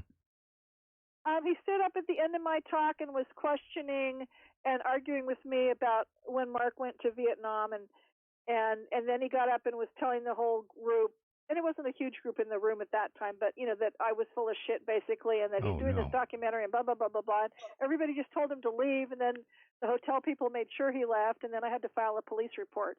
You had to file a police report? Yeah, because he publicly harassed me and was starting to come forward in the room, and it was a little scary. But, well, that is a little odd. Yeah. So he's not handled his whole documentary very professionally. I will say that. I had no idea. Yeah, he's been a big troublemaker. It seems like it certainly appears that he's been kind of troublesome here, and Yeah. going up to you and talking to you in an aggressive manner, I'd have to imagine. Yes. But I was fine, and I was protected, and my friends were supporting me that were there and telling him to get the heck out. So By the way, he did. local machine in the chat room says, also, does she like Linda Moulton Howe? I don't know her well enough to say I like her or not, because I talked to her once on the phone and then we never spoke again, and Really? so that was years ago. I kind of told her, who we were, and then nothing. So That's interesting. I've only encountered her one time, and she gave me a hug. well, that's nice. And I don't have anything bad to say about her. I just don't have much to say about her because I don't pay a lot of attention to her. I'm kind of on the same boat. Yeah. It's like, and I know people think I should know about all the other researchers and what they're saying, but I honestly don't have time to keep up with everybody. And I rely on my friends to say, oh, they said that and they said that. So, and I've got a lot of books here, and a lot of people send Mark books, and Carrie gives him a lot of books, and that's very sweet of her. And, so between the two of us, we keep on top of things. But Amazing. And then, oh, thank you. Thank you. I like you. I'm glad you like my website. I have two websites, but either one, it's edhq.org and edhca.org. If you want to continue a conversation with me, you're welcome to email me. And I also have a Facebook group for Earth Defense Headquarters, my nonprofit. So, can you expand on that really quickly here on what Earth Defense Headquarters is? it's my educational nonprofit, and it was originally to talk about lots of topics like transportation and ecology and the environment and history. It's pretty much the focus of it is history and military history and creative arts and magical arts and cool stuff like that I'm really focusing on. So, because it all kind of ties together. Very nice. And of course, before I let you go, now we definitely are running out of time. We have about 5 minutes left, but with all the media craze with this alleged Tic Tac UFO, those guys are great. Yeah, what exactly is your opinion and thoughts on this sort of thing? I'm glad that the Navy allowed them to talk about it publicly. I have met all of those guys. They were at the Laughlin conference I was speaking at earlier this year. They're great guys. I love the Navy, and came home and Mark, is this, what do you know about this? Oh yeah, that was, so and so's probably their kind of ship. So, he knew about it already, so it wasn't news to him.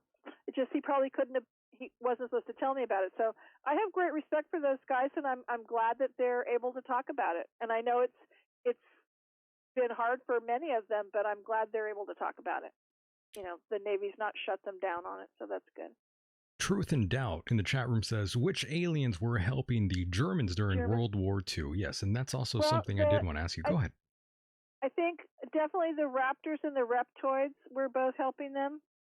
And I know at some point they, pissed them off, so then they stopped helping them. So that's probably why they lost. I guess. Well, they had some sort of knowledge of rocketry and how to do things and how to get things done, and it seems like it kind of came out of nowhere. Yeah, well, they were definitely working with some aliens from the 30s, and I know before Hitler invaded Poland, Mark's dad was, because he was German and a German bloodline, and he was invited to Germany because they wanted him to become a Nazi officer, and they showed him all their secrets, and then he just went back to Washington D.C. and told them. So, and no, the Raptors are not going to do an interview or a talk show. I'm sorry. There are treaties banning contact between civilians and non-humans. By the way, Guten Morgen to the German listeners out there. We have quite a few. Yeah, we have quite a few German listeners out there, and I love them very much. Hello. Yes. Yeah, they're very kind people, very nice, and that's something. The international listeners out there, they never fail to make me realize and understand the bigger picture of things, and I really appreciate them. I would love to go to Germany and speak, and I have half of me is German, and Mark, half of his bloodline is German, so yeah. Very nice. I didn't know that. Yeah. Yes. I don't know which aliens are supporting Israel. Sorry. And yes, I'd love to be a guest again. You definitely will return. I definitely want you back on here again, Joanne. It's been Thank you. an awesome conversation as always. Always an honor and pleasure to Oh, you're a talk to good you. host.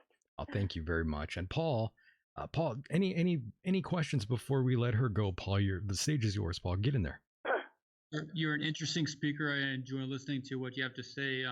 Thank Last you. question. Yeah. Is there a way to patchwork these different histories together in a gentle way for the public, or for all these different parties to come together and come out with what they're doing? Which parties? Well, you got the military history, the secret stuff, and then you got the public stuff, and uh, for them to admit what they're doing and not cause waves and chaos. Do you see I any way think for that to that, happen? yeah, the government is not really willing to or ready to publicly come out about all this stuff. So I think some of them, that's why they're allowing us to do it, because certain ones want a certain amount of it to come out. So I'm just the conduit for that. And Mark has written up several reports about the different things I talk about, because I get all this information from him. So yeah, I can't speak for what the government's going to do. I don't think they're going to be in any hurry to do much. So. Amazing. Unless there's a huge emergency or disaster, and the Raptors or other alien friends need to help us, and they can't. They might not be able to hide themselves. So it might become public before they want it to, and who knows? I'm not saying that's going to happen. I'm just saying it could. But Amazing. Well, Joanne, I want to thank you yet again for being a You're part of the most welcome. program. It's been an honor and pleasure to have you here. And Paul, Thank you. My goodness, Paul, thank you for being here as well, Paul. And for those that don't know, me and Paul will be back on the second half. Don't worry, we'll be right back.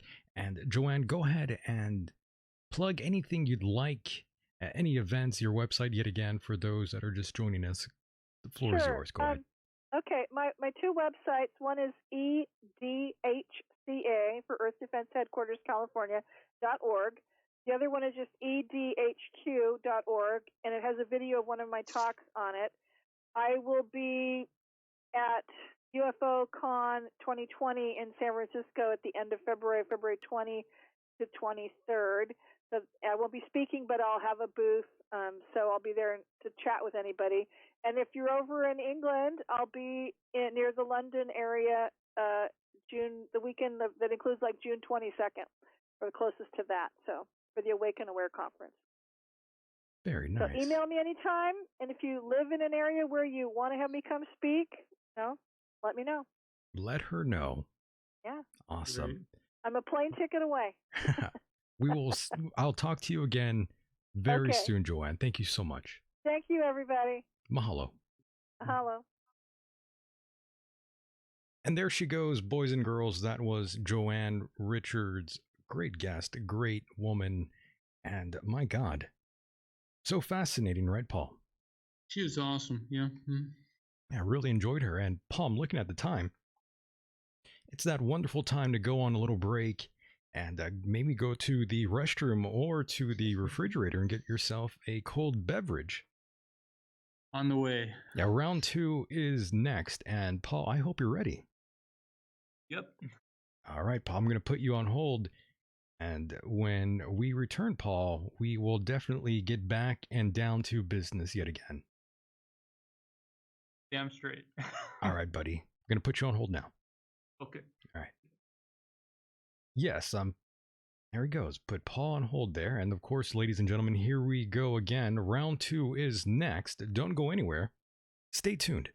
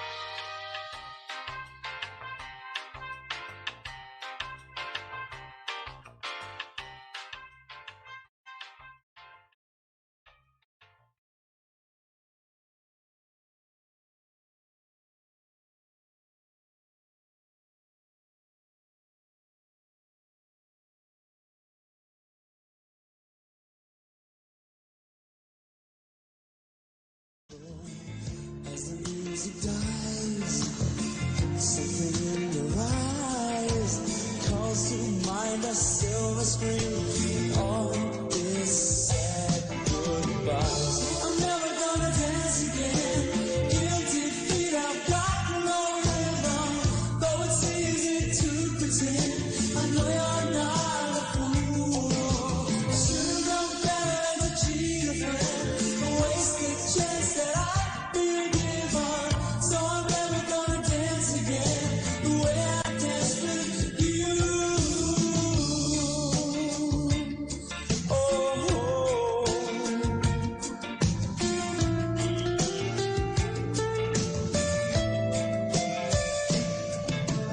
time can never mend careless whispers of a good friend to the heart and mind. Ignorance is kind, but there's no comfort in the truth. Pain is all you'll find. I'm never gonna dance again. Guilty feet, I've got no rhythm. Though it's easy to pretend, I know you're not a fool. I should've known better than to cheat a friend, a wasted chance that I've been given. So I'm never gonna dance again the way I danced with you.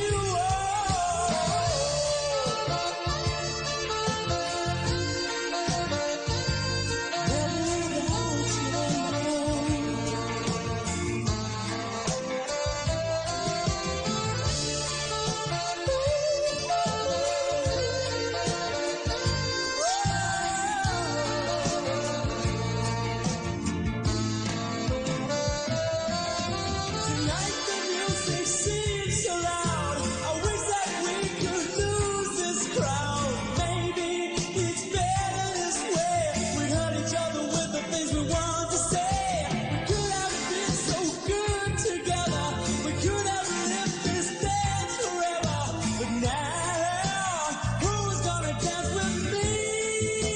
Please stay. And I'm never gonna dance again.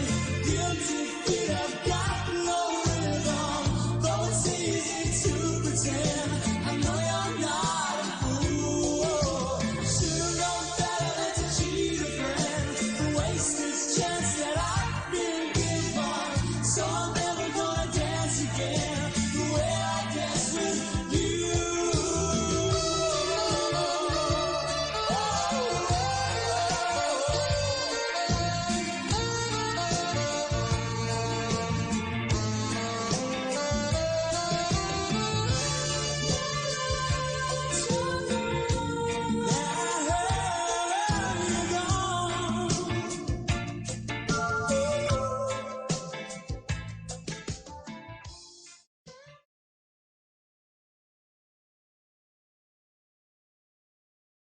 And welcome back, ladies and gentlemen, to the second half of the program. And I am joined by Paul. Paul, are you still alive? Maybe Paul is not alive. Maybe if I unmuted him. Paul, what's going on? I'm with you now. I had to unmute you there. I'm sorry about that. That's good. How are you, man? Did you enjoy that interview there? Yeah, yeah. She's a very grounded person, and I was surprised that I could follow along with what she was talking about. That's good. Yeah. It was fun. Yeah. I had a great time. Did you enjoy that break?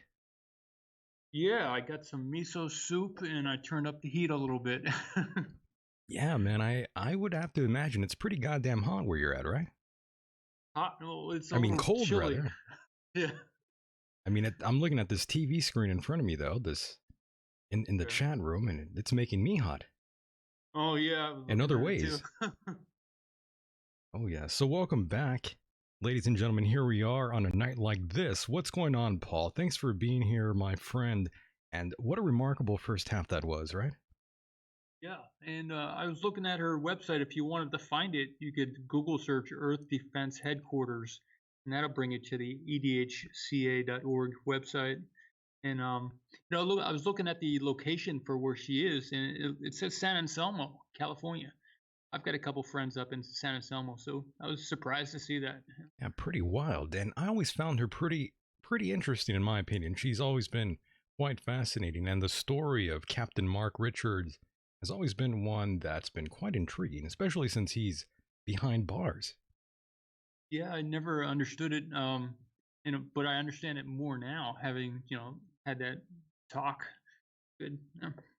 Yeah, it's pretty wild. And we're going to be talking about another woman who's incarcerated right now. Who's that?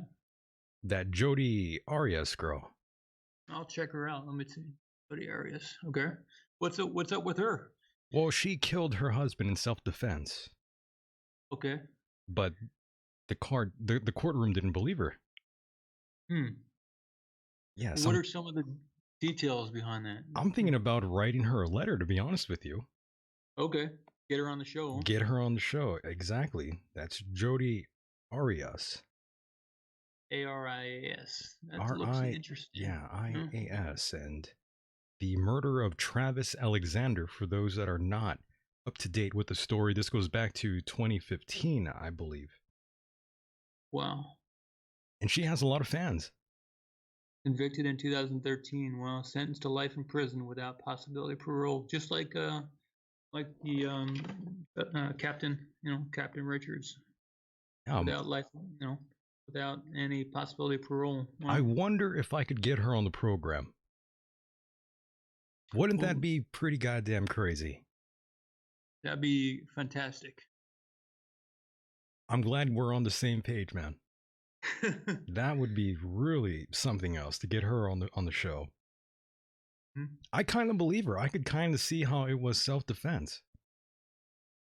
Well, yeah, I have to learn more about what happened, but for sure, put her on the show and see what happens. At the time of the murder, Alexander sustained multiple knife wounds and a gunshot to the head. Oh, wow. And she testified that she killed him in self-defense. Well, what was she saying that he did to her? That's a good question. I'm not quite sure what exactly was going on at the time, but I could see how that happens. But then again, I can't really justify the multiple stab wounds. However, maybe a gunshot to the head, maybe I could see that, but the stab wounds, it's a little different. Well, maybe the knife is more like a woman's kind of thing. I don't know. My mom, I don't want to go into family stuff. My mom once attacked my dad with a knife. Holy shit, really? Yeah. Holy fuck. It's like the only incident in our childhood that there was ever anything like that. But, yeah, see, that's what I'm really mad at him. See, that's what I'm talking about right there. One of my worst fears in life is waking up to a woman next to me in bed with a knife held up against my throat. That's what McAfee was saying what happened to him. Yes, he lived it. I was just blown away when he told me that. I thought, wow, this guy actually lived my nightmare. Yeah, fuck that, man. I'm not trying to go out that way. I'm not into that. Fuck all that shit. I mean, I'm not trying to get fucking knifed in my fucking sleep with a woman, Exactly. That's just fucking crazy. I mean, who wants to wake up to that bullshit, really? Good God. Good God, indeed. I'm just thinking about it now. Yikes. Yeah. What a situation, man. What a situation. Has that ever happened to you to any lower extent, Paul? Has there ever been a woman who, wanted to take you out? I have to think about it. Let me think here. Not even in like high school, a girl has like never slapped you or anything like that? Nothing of that. Not like kill me. No, never had that. I broke up with a girlfriend once in high school, and like she tried to slap me in front of like everyone. Well, I wrestled with a few women in the past. You wrestled with them? in my teens, maybe. Amazing. Yeah. Can you tell me more about this wrestling? No, just like kids fighting kind of stuff, Oh, so that's what it's called. Yeah. Well, I'm not talking older teens. I'm talking anyway. I see where you're going with that. I was just trying to make you laugh. Yeah, it was good. I know Yeah. you laughed. I know you liked that one. Now, Paul, one of our last conversations we had, and we had a lot of fun with it, and I'm pretty sure we're gonna relive that right now. Okay. One of our last conversations was the fact that we both weren't in favor of the sort of facial reconstruction surgery, the Botox, any sort of a nose job or facial work. I was curious, what exactly is your stance on breast implants? Ah, man. Have you been Hmm. with a woman who had breast implants? Yes, actually. Do You know, tell. my opinion of that was that it's like a barrier. You wonder if she can feel anything, and for you, it's like you're not touching the real thing, kind of thing. So, what was your opinion, your feelings on that topic? Well, I could see how it could be both good and bad. Hmm. It depends on the surgeon, really. Yeah, I've been in surgery, and it's just sometimes they just put saline inside, and it just like salt water. Other times it's the actual silicone or something. So it's strange. Gang of Four wants to know your last name, by the way. I'm not sure if Yeah, Mamakos. Mamakos, Mamakos. right? It's Greek, I've been pronouncing your name correct this whole time. Then pretty much. Yeah, the yeah, golden one, yeah, yeah. The golden one. Paul Mamakos. Yeah. I Hmm. like it. I like your last name. Thank you. It's very different, and I like very different. That's what I'm all about. Right. I created an email with a KOS, so I'm gonna maybe pick up the KOS symbology for maybe something in the future. Okay, we're gonna go fancy. Yeah. Nice. Well, Okay. I don't know about here, but just maybe some kind of side business or something. All right. All right. Well, I go, going back to the whole breast thing, not so long ago, there was like this teenage girl fresh out of high school who just died recently due to a botched procedure. Apparently, even like the surgeon had gotten in trouble in the past and actually had another lady die from brain damage, which is what happened to this teenage girl. Apparently, the headline says boob job allegedly left Colorado teen brain damaged. I could only imagine some kind of drug or something went up into the bloodstream and got to the brain. That's strange. Or maybe some of the silicone somehow got into the bloodstream. Well, the anesthesia. Oh, the anesthesia for sure. I guess. Yeah, I guess they left her for like 5 hours without calling Wow. like 911 when she was like not waking up. Wow. Yeah. That's pretty screwed up, man. Yeah. That's it can happen. I guess. I guess I've the had Mhm. I had some dentist surgery one time. Dentist kind of stuff, and they inject you with the stuff. Mhm. And when I woke up, I couldn't remember my name or anything. So it took a little while to come back to. So those drugs and that anesthetics, they can do strange stuff to you. Yeah, they could mess you up, man, for sure. Yeah. So I stay away from the dentist. Yeah, they're I gonna try kill not. you. Yeah, man. They're gonna try to fucking murder you in there. But with the breast thing, Angelina Jolie, she got both her breasts cut off, right? She Is that did, yeah, she did. and that was just a preventative thing. That was a better thing she could have done was just to change her diet. Maybe go for a vegetarian or a raw vegan diet, and then she could have probably, in my opinion, she could have avoided any kind of potential cancer or whatever she was afraid of. Oh, sorry about that. I dropped my phone. Oh, It shoot. fell off the desk here. That's what happens when you move the mouse around. It survived. So It that's the did. important thing. It's okay. Don't worry. It's nothing. But yes, that's something that kind of trips me out about these celebrities who do all these surgeries. Yeah, the only kind of surgery I'd be for is if someone has like a mole on their face or something. You know how a lot of people seem to show off their mole. I'm more of the kind of person that let's just cut it out. You just And chop that thing off. that's right. Yeah, let's get rid of the mole. It's still pretty wild to get these procedures done. You see these women with the Botox, with the nose jobs, with the Right. lip jobs. It's like, holy shit, man. You got to cut that off. Well, what is a woman's real value? A lot of people just have the sexuality going for them. So, um, they got to branch out maybe more into some kind of other value, bring more value to the table if they want to do different things. I agree. And for those that are still wondering, I'll just quickly tell you a little bit more about this story since I just got a private message here about that over Twitter. Yes, you could go to that article. Just look up what I said earlier about this teenager in Colorado with the brain damage, and you'll get the whole story. But apparently, she was unable to speak, walk, or eat on her own after that, which of course you would imagine since she suffered brain damage, and of course she will remain in a nursing home for the rest of her life.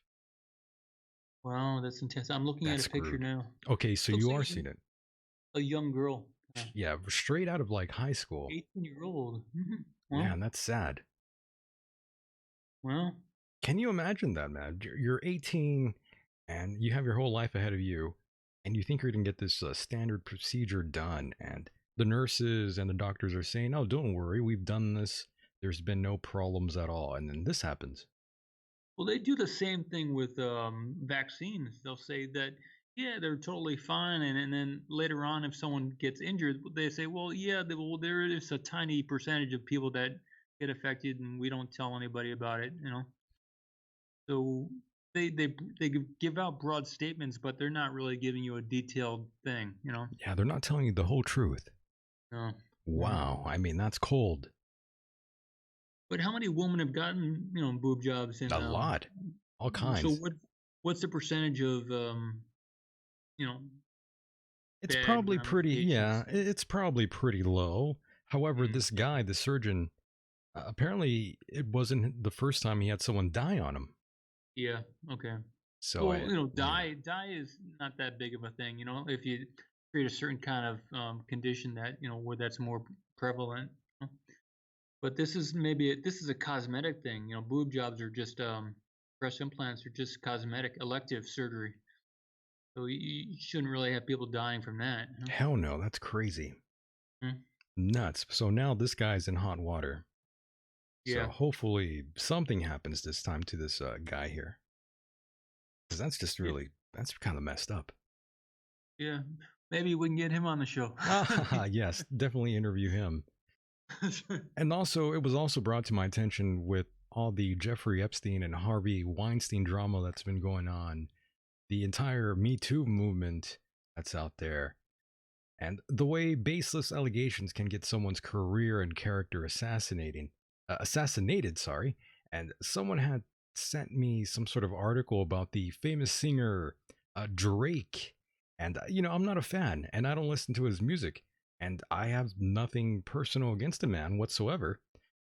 But someone sent me some article, and it struck me a little odd. I was discovering that he seems to have like these relationships with underage girls, which is not Oh, a good look with all these things going on. You would have to figure this guy knew better. yeah, it looks like he's 32 years old right now. So 28. So you are Mm, reading this story. If I was in his shoes, or if I was even his publicist, I would definitely urge him to cut ties with all these younger girls that he's texting immediately. It's not a good look. mhm, yeah, I don't know. Yeah, apparently he's been texting some. He was, or maybe he still is. Some, I think she was like 17 at the time. From that, she's that actor from Stranger Things, another show I don't watch, but apparently he's It been texting her as well. looks like his net worth is $170 million. So if even Mike Tyson was doing all kind of stuff with young women, and I think they would line up. All these women would line up I don't doubt it. to meet. Yeah, is that happening with Drake also, or what? I don't know if that's happening with him, but he's like also texting that other girl, Billie Eilish. Okay, so then there's the beta and the alpha males too. So those are two different things People also. are saying that like he's been grooming these young girls. Uh-huh. I'm not saying that, but that's what people are interpreting. So that when they turn 18, he can date them. He could get in there and like bang him. It seems like that's his MO. I mean, I don't know if that's for sure. I'm not in his head. But that brings me to another case in point with Michael Jackson. You know, all the times we heard these kids being ushered in and out of Neverland Ranch, and it's always dawned on me, what exactly were the parents thinking at that moment in time? And perhaps they were thinking about that delicious paycheck that Michael Jackson was going to provide. I saw a documentary within the last couple months on some of that, and he has good questions about whether that was true or not. Yeah, we don't know One of the- exactly, so I can't, say Yeah, that shit uh-huh. for sure. But, no parent in the right mind would lead their child or would let their only child or multiple children they have share a bed with a fully grown adult man. I mean, that's obtuse. Yeah, that was strange to me. It Yeah. doesn't sit well with me. I don't know. That's a little too weird. Right. Yeah. Yeah, if you had a kid, would you let a 30-year-old man sleep with her or him? No. No. Yeah. Yeah, that's that Michael Jackson stuff was sad. It was sad that all that It's stuff sad. happened. Yeah. It's terrible. It's a really sad thing that this even went on for so long. Even if There's a doc. someone's like famous, it's still Yeah. it still would have to put someone off, someone that's rational, unless they were paying you, right? Yeah, yeah. Some of these people who get famous later in life, they've had their earlier private life to develop and do a lot of different stuff and figure stuff out, and then maybe that's a better way to do it. I don't know. Because if Shit, they get famous early on, then they always have people around them, surrounding them. shit, I don't even have a child, and I already feel protective over these people. Well, that's a good thing, right? Yeah, I'm like, why are you even talking to that person for? Right. Mm-hmm. Yeah. Yeah, see, it's a good thing I'm not a parent. I'll be completely controlling, and then I'll be hated. Not a parent yet. You're not a parent yet. No, you're not a parent yet. Well, that I know of. Maybe there's a few of them. Some time. Maybe there's a few kids I have that I don't even know. Who knows? Maybe a 20-year-old you'll go. Holy shit. My uncle was dating a very like a 30-year-old 30 years younger than him kind of guy. Really? So he had some game. Yeah. Tell me about that. Talk to me here. Older guy and dating a younger girl, and it was working out. I think it's still working out for him. So. Oh shit, he's still seeing her. Yeah, after many years. Well, maybe maybe she's happy. Yeah. Mm-hmm. She's got to be if she's with him for that long. Yeah. Older man, younger woman, it can work. Yeah, it could work. I'm with you on that. Lots of people do get angry for some reason when there's like an older man with a younger woman. People want to throw, they want to sling their dirt at him. It happens. Yeah, there's a lot of talk about like women have a lot of relationships when they're younger, and then the younger men don't have a lot of relationships. And then when the men get older, they have a lot of relationships with younger women, but the woman after the age of around 31, then they start having less relationships. So they get woken up. They get woke? Yeah, they get woke. They get woke. That's so funny. God. That woke crowd indeed. And of course I wanted to go back to what I was telling you about Jeffrey Epstein, by the way. What was going on? Yeah. Well, now he's back to he's long gone somewhere.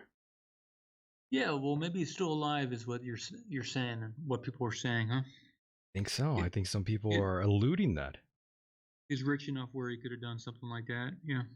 Mm-hmm. What do you think? Do you think he's dead? I think it's hard to say. Some people even say like Michael Jackson was at his own funeral. They say that. So. Wait a minute. Yeah. Who said that he was at his own funeral? Yeah. I never heard that. In camouflage, dressed as somebody else, but at his own funeral, observing it. There's some videos on YouTube where they show stuff like that.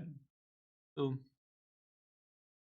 these famous people, they've been famous all their life, and maybe they said, maybe it's time to fake getting addicted to drugs and then take myself out and then just to live a different life.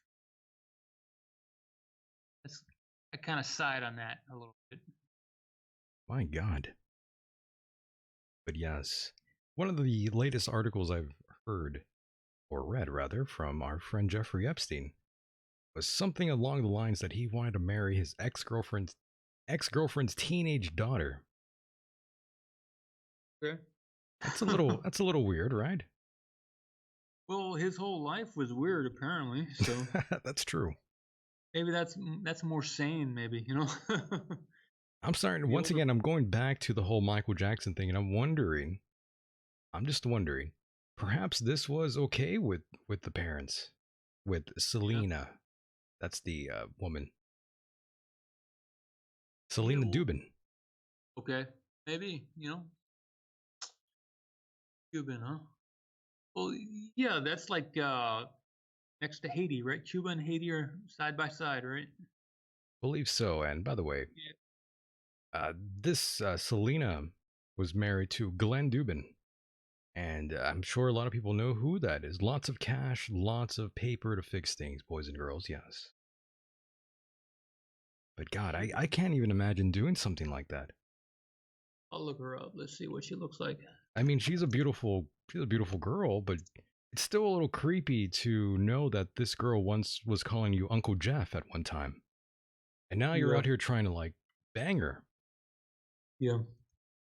I don't know how you feel about that, but that's a little creepy. Yeah. Well, there's like the reptilian brain, and then there's like the mammalian brain, and if you can find someone where you can be your full brain with, you got the love and the sexuality, you get both of those two things at the same time, then that's a better relationship. Um, it takes a while to get there, though. I feel that way too. It takes a while to get there. Yeah. Good Lord, though. So apparently, all the footage from Jeffrey Epstein there is allegedly missing. Yeah, I heard Gone that. and vanished. What do you think about that? Uh, there is a deep state, and that means there are different corporations. So this isn't the United States of America, right? This is the United States of many corporations coming together to do stuff. There are many many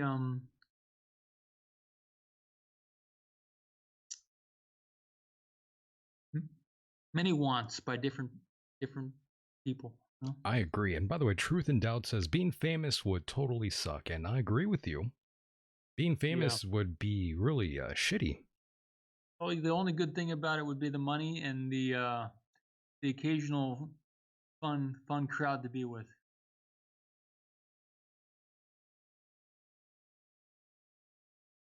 For sure, I agree. I just think it'd be miserable. Could be, unless you're genuinely famous and you're really living your passion, and then it's a good thing, I would imagine. If you can do it in a good way. I like being unknown. Yeah. I just can't imagine being like super famous where you can't go anywhere. I mean, that would just suck shit. Well, what do you think about like Arnold Schwarzenegger or Sylvester Stallone? Do they have a problem with that? I think they like it, but they don't at the same time. I think they have gone used to it by now. I mean, they've been famous like half their lives already. Or what do you think about Phil Collins? I love Phil Collins. Yeah, so do I. Do you think his fame is an issue or what? I'm sure he loves it, but I'm sure he also, at one time, I'm sure he was just getting heckled. Yeah. Repeatedly, Yeah. I'm sure. Yeah, sure. But no, I mean, he's living his life. He's making all kinds of money. He's doing the goddamn thing. I respect that man. But yes, I'm sure he does not like fame too much. And lots of celebrities and musicians, they all say that sort of thing, that they kind of miss the times when they weren't so known. Yeah, I could tell you when I was when we were young, we went to Greece to like a Greek camp where the kids only spoke Greek during the summer for 2 or 3 months at a time, like every year. And all the kids, we were the only Americans there, so um, we were kind of famous, me, my brother, sister. So, and What it do you wasn't fun, because they would come up and they'd have nothing to say, but they'd stare, kind of thing. So I can relate to the fame thing, and what famous people in the United States must go through. Oscar Langley says Phil Collins did not write very good lyrics, but he wrote good songs, I guess. What's your take on that, Paul? Well, um, depends what the word, the meaning you give to the words that he says. If you change the meaning of the words that he says to something that's good for you, then like you and me in paradise, what does that mean? Where is paradise? If you change the meaning, then Phil Collins is not that bad. Come on now. he's awesome. Good music to drink to. Yeah. I like to listen before going to bed. Sometimes I'll play a bunch of those kind of songs and then go to sleep. So it's good stuff. Yeah, how have you been sleeping, by the way? That's another good question. Are you still doing daily astral projection? What's up with you, Paul? No, occasionally I'll listen to a some kind of thing to let me relax, and I'll experience a certain very special thing. One of my friends made a music track in 2009 or so, and it's very powerful. Michael McIntosh, and something he calls Man Above. Um, so that's one of the music things I like to listen to. But sleeping and out of body stuff, I'm more in the physical world right now, so I'm doing a lot of physical stuff, and I call that for like physical enlightenment is the word I gave to it. But it's to I'm setting up I'm increasing my foundation here in the physical world. So I'm becoming more and more, you could say, rich in many ways. And so I'm focusing on that. That's stuff I didn't really do when I was a younger kid. Even through my 30s, I didn't do hardly any of that. So, and now I'm 43 right now. So Yeah, you're just you getting know, shit done then, right? yeah, that's all. That's pretty much what I'm doing. And then occasionally I'll have an experience where I'll have a very lucid dream where I get some. I keep a journal. I journal, but beyond that, I'm really physically focused. Mm-hmm. Right on. And what Yeah. about the? Oh, go ahead. Sorry. No, go ahead. I was gonna say, what about the dating world? Are you out there now, Paul? Are you getting shit done that way? What's up?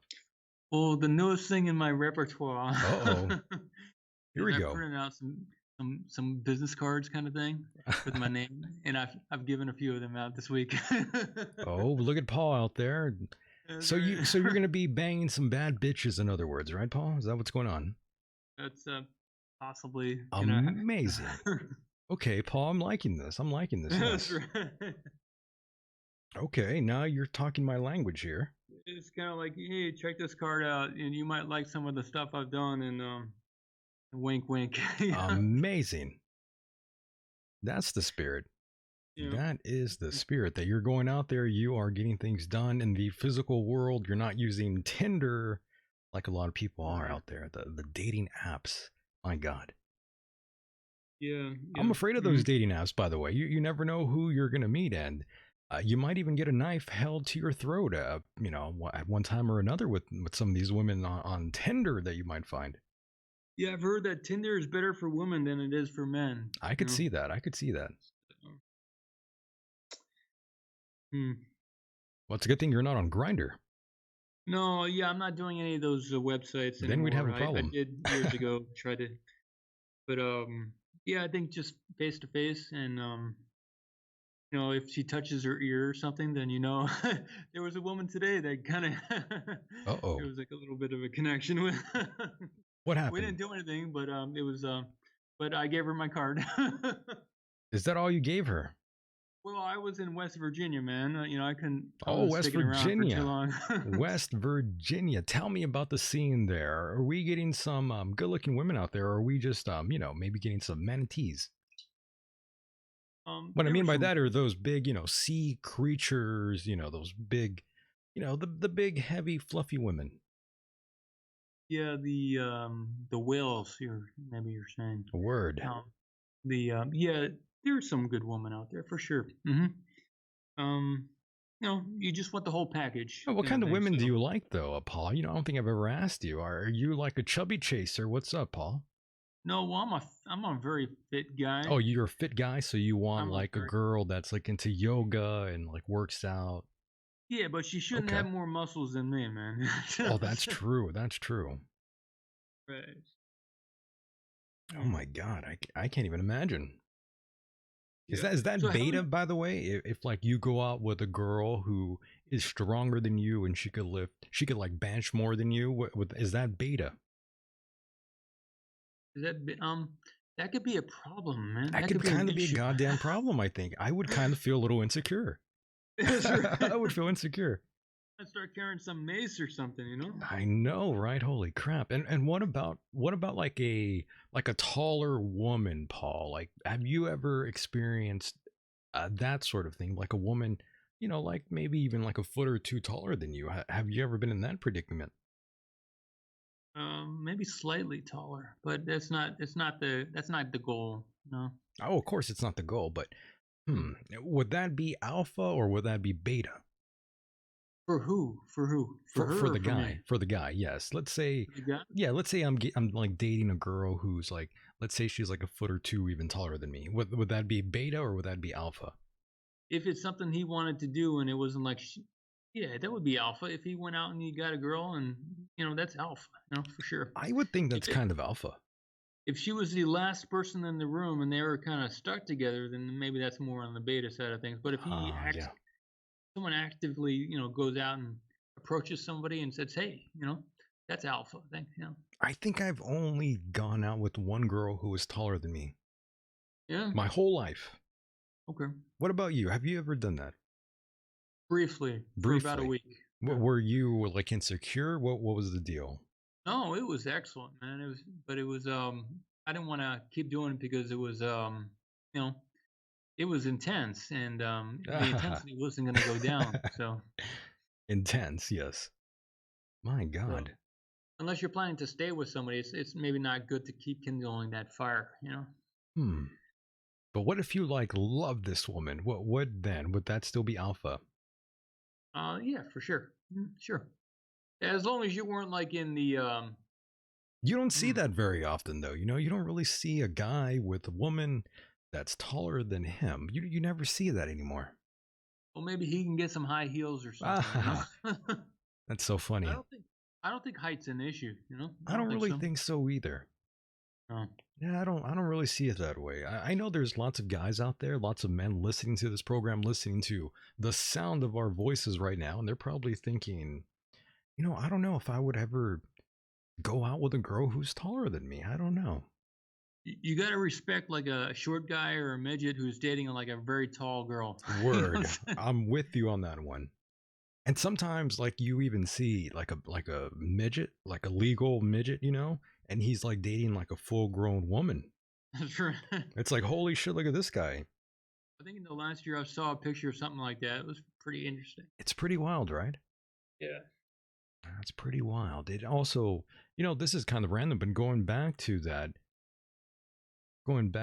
like dating different people with different sort of features, I would say. I mean, I recall even I even recall watching like something on television once where there was these two kids and they were like in the circus and they were covered with hair and I Mm. think they were called like wolf men or wolf something. I'm not sure what they were going by, but they were covered in like goddamn hair, like a real wolf man would be, and these people grew up and they had uh, a healthy relationship with someone. And I was thinking in my mind, that sort of condition, I don't think I could ever go through that. Like dating That'd be someone that tough. had that sort of condition where they have hair like all over their body and face. I don't think I could go through that though.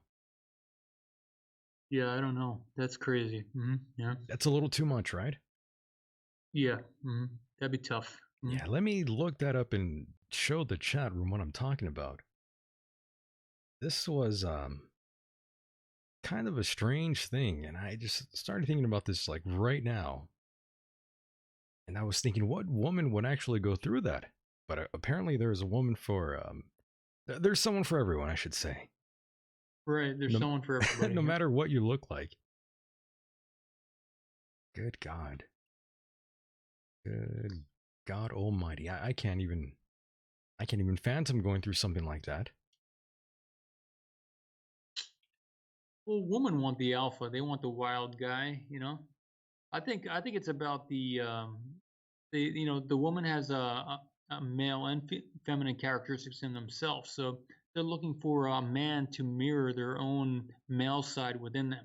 But that's what I think about that. Are you still in the chat room, by the way?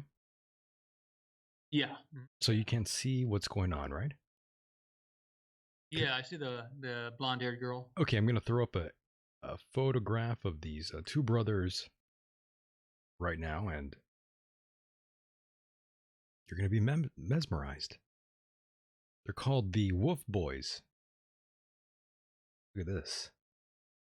Getting ready to be shocked. Boom.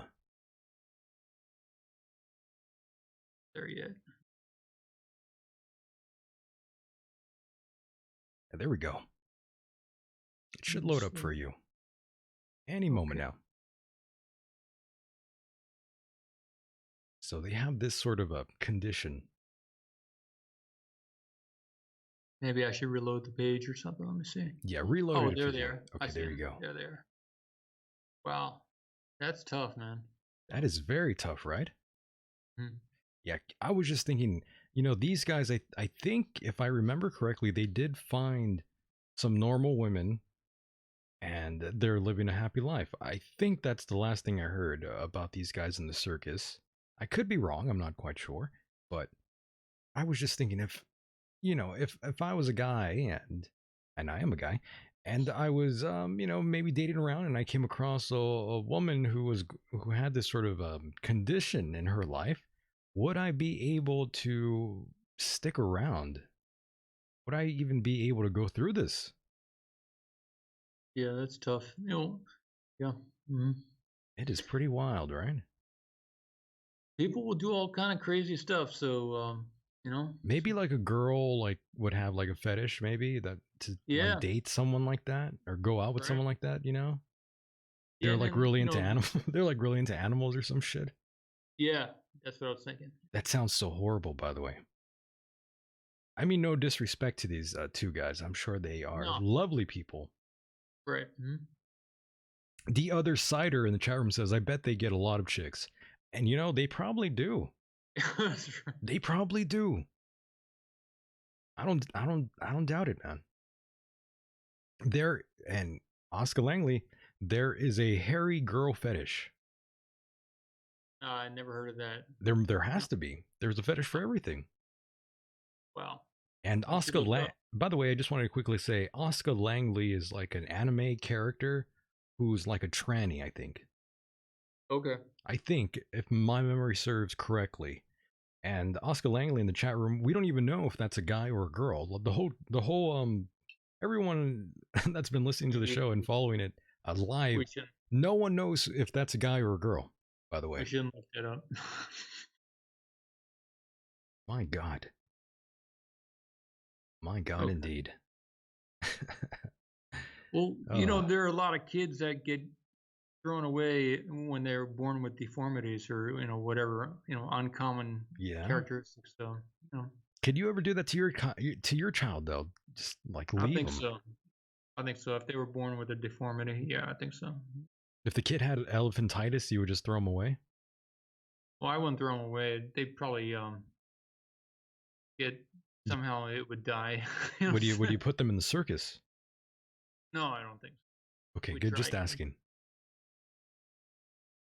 I'm just curious. You asking me still? Yeah, I was just laughing. I was being inappropriate, rather. Yeah. But yes, lots of crazy things went on this week, my friend. We also had Donald Trump impeached. What are your thoughts and opinions on that, and also your thoughts and opinions on some of his sort of a grudge going on with those Christian and people there from that magazine?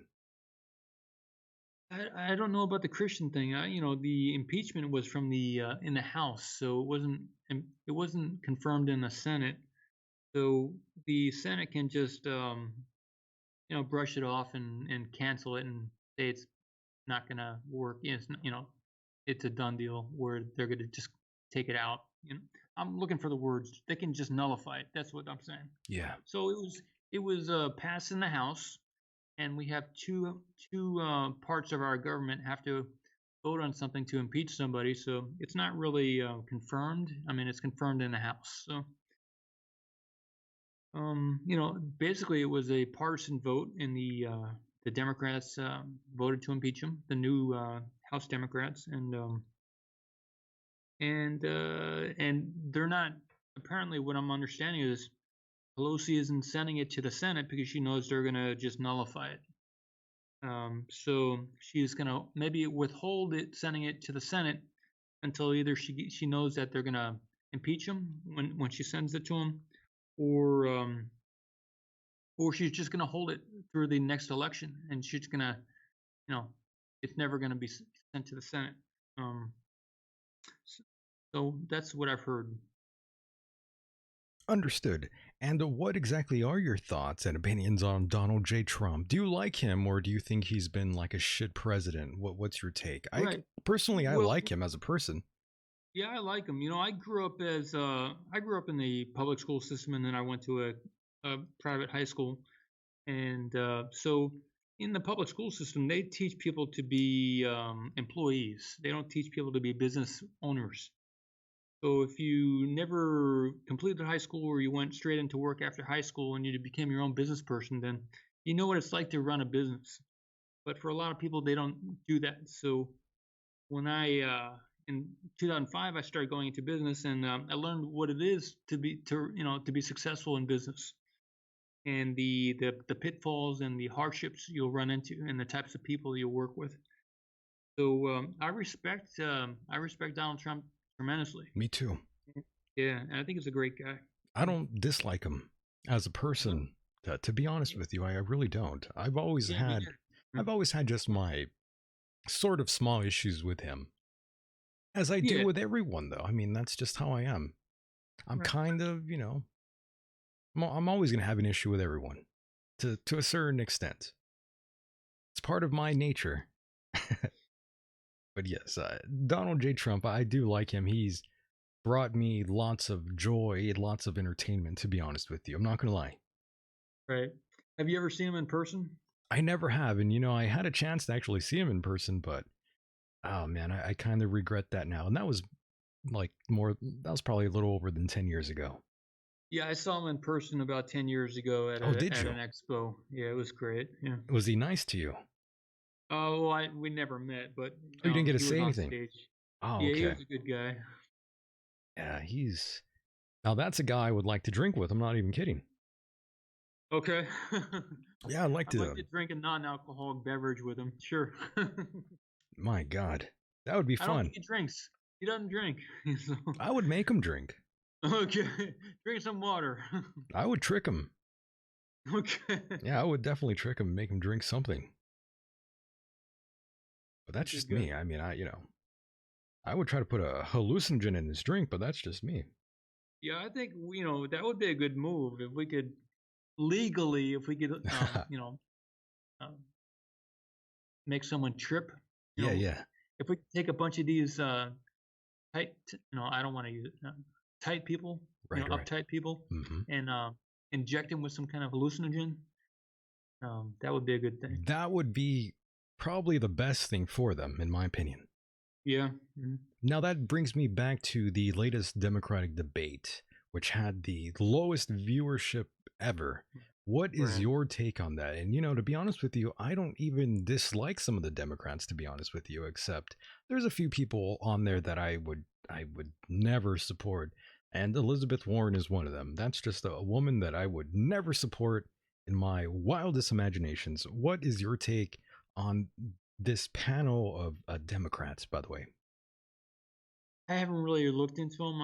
I've heard people say they don't really like watching that stuff, but Democrats are more emotional, and they don't really look into finance or balancing budgets, or they don't look into the finance side of things. So they're more to the emotional, and the Republicans are probably more to the into the mental or the thought and the finance. So you got two different camps, but Big on an time. international stage, you can't be nice with everybody. You got to be mean. If you Right. want to defend your country and stuff. We're not talking local politics. We're talking international here. So that's my thought. Amazing. And of course, that brings me to another subject here. And Elon Musk, I know we are sort of winding down here on time. So we have these subjects Right. to get into, and they're always fun.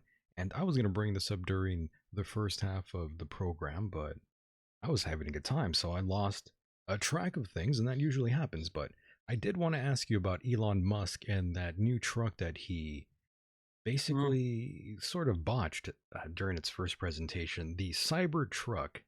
What exactly are your thoughts about that?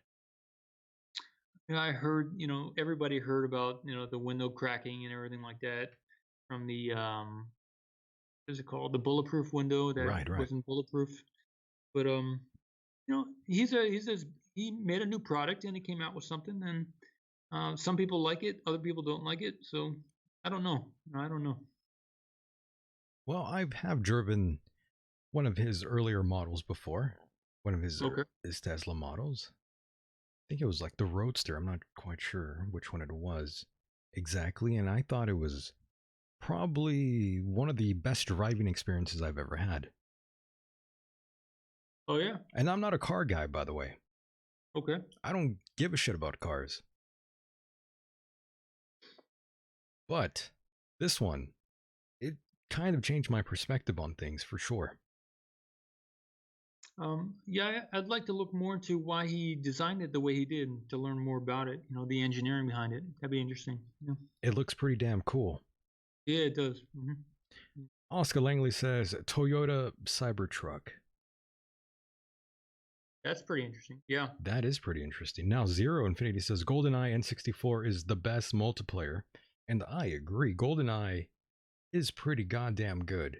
I'm not sure if you grew up playing video games, by the way, but GoldenEye was basically like the first real shooter multiplayer game that started it all, really. That just was the prototype for the rest of the generations to come.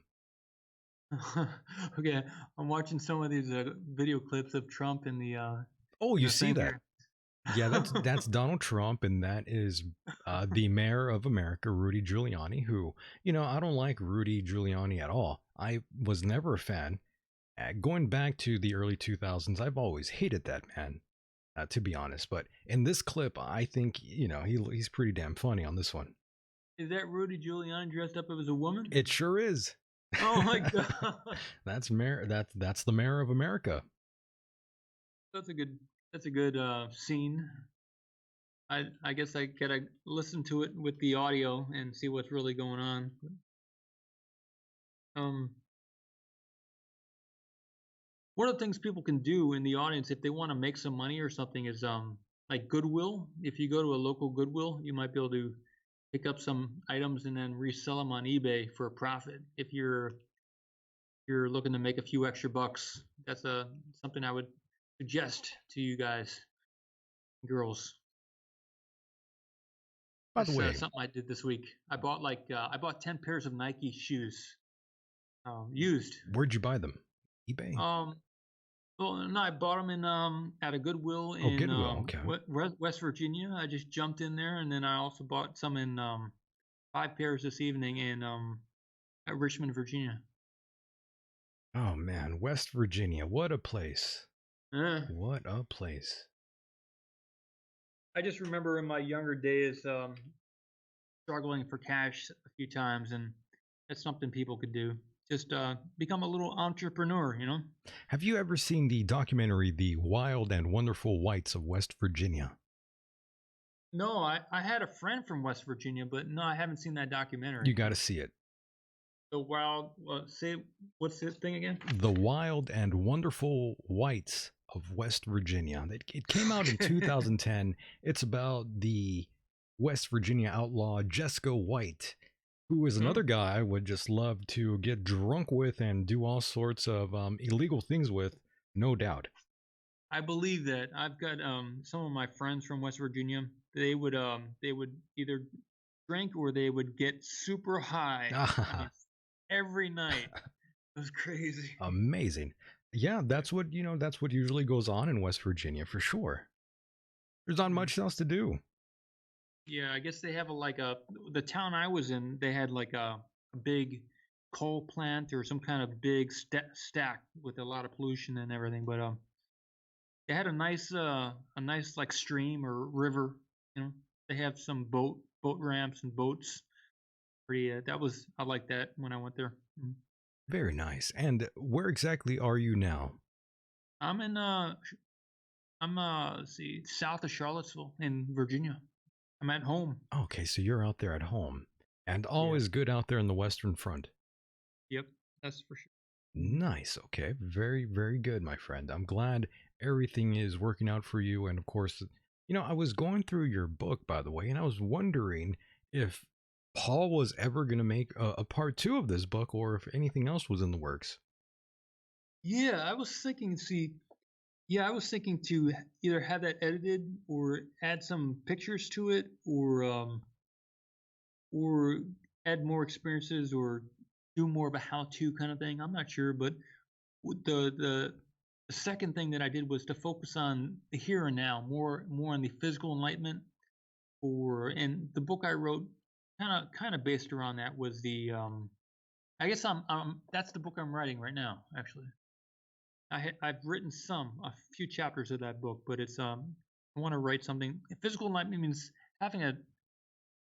showing people how to be wealthy and have a good family, and also have it support your other adventures.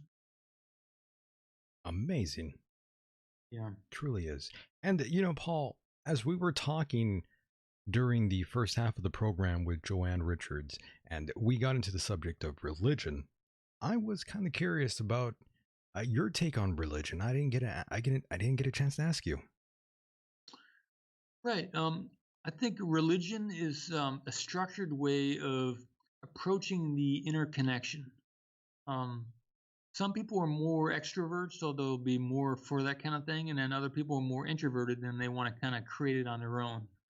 So maybe religion is more something for extroverted kind of people until they develop to a certain point where it becomes more of an internal thing. You know?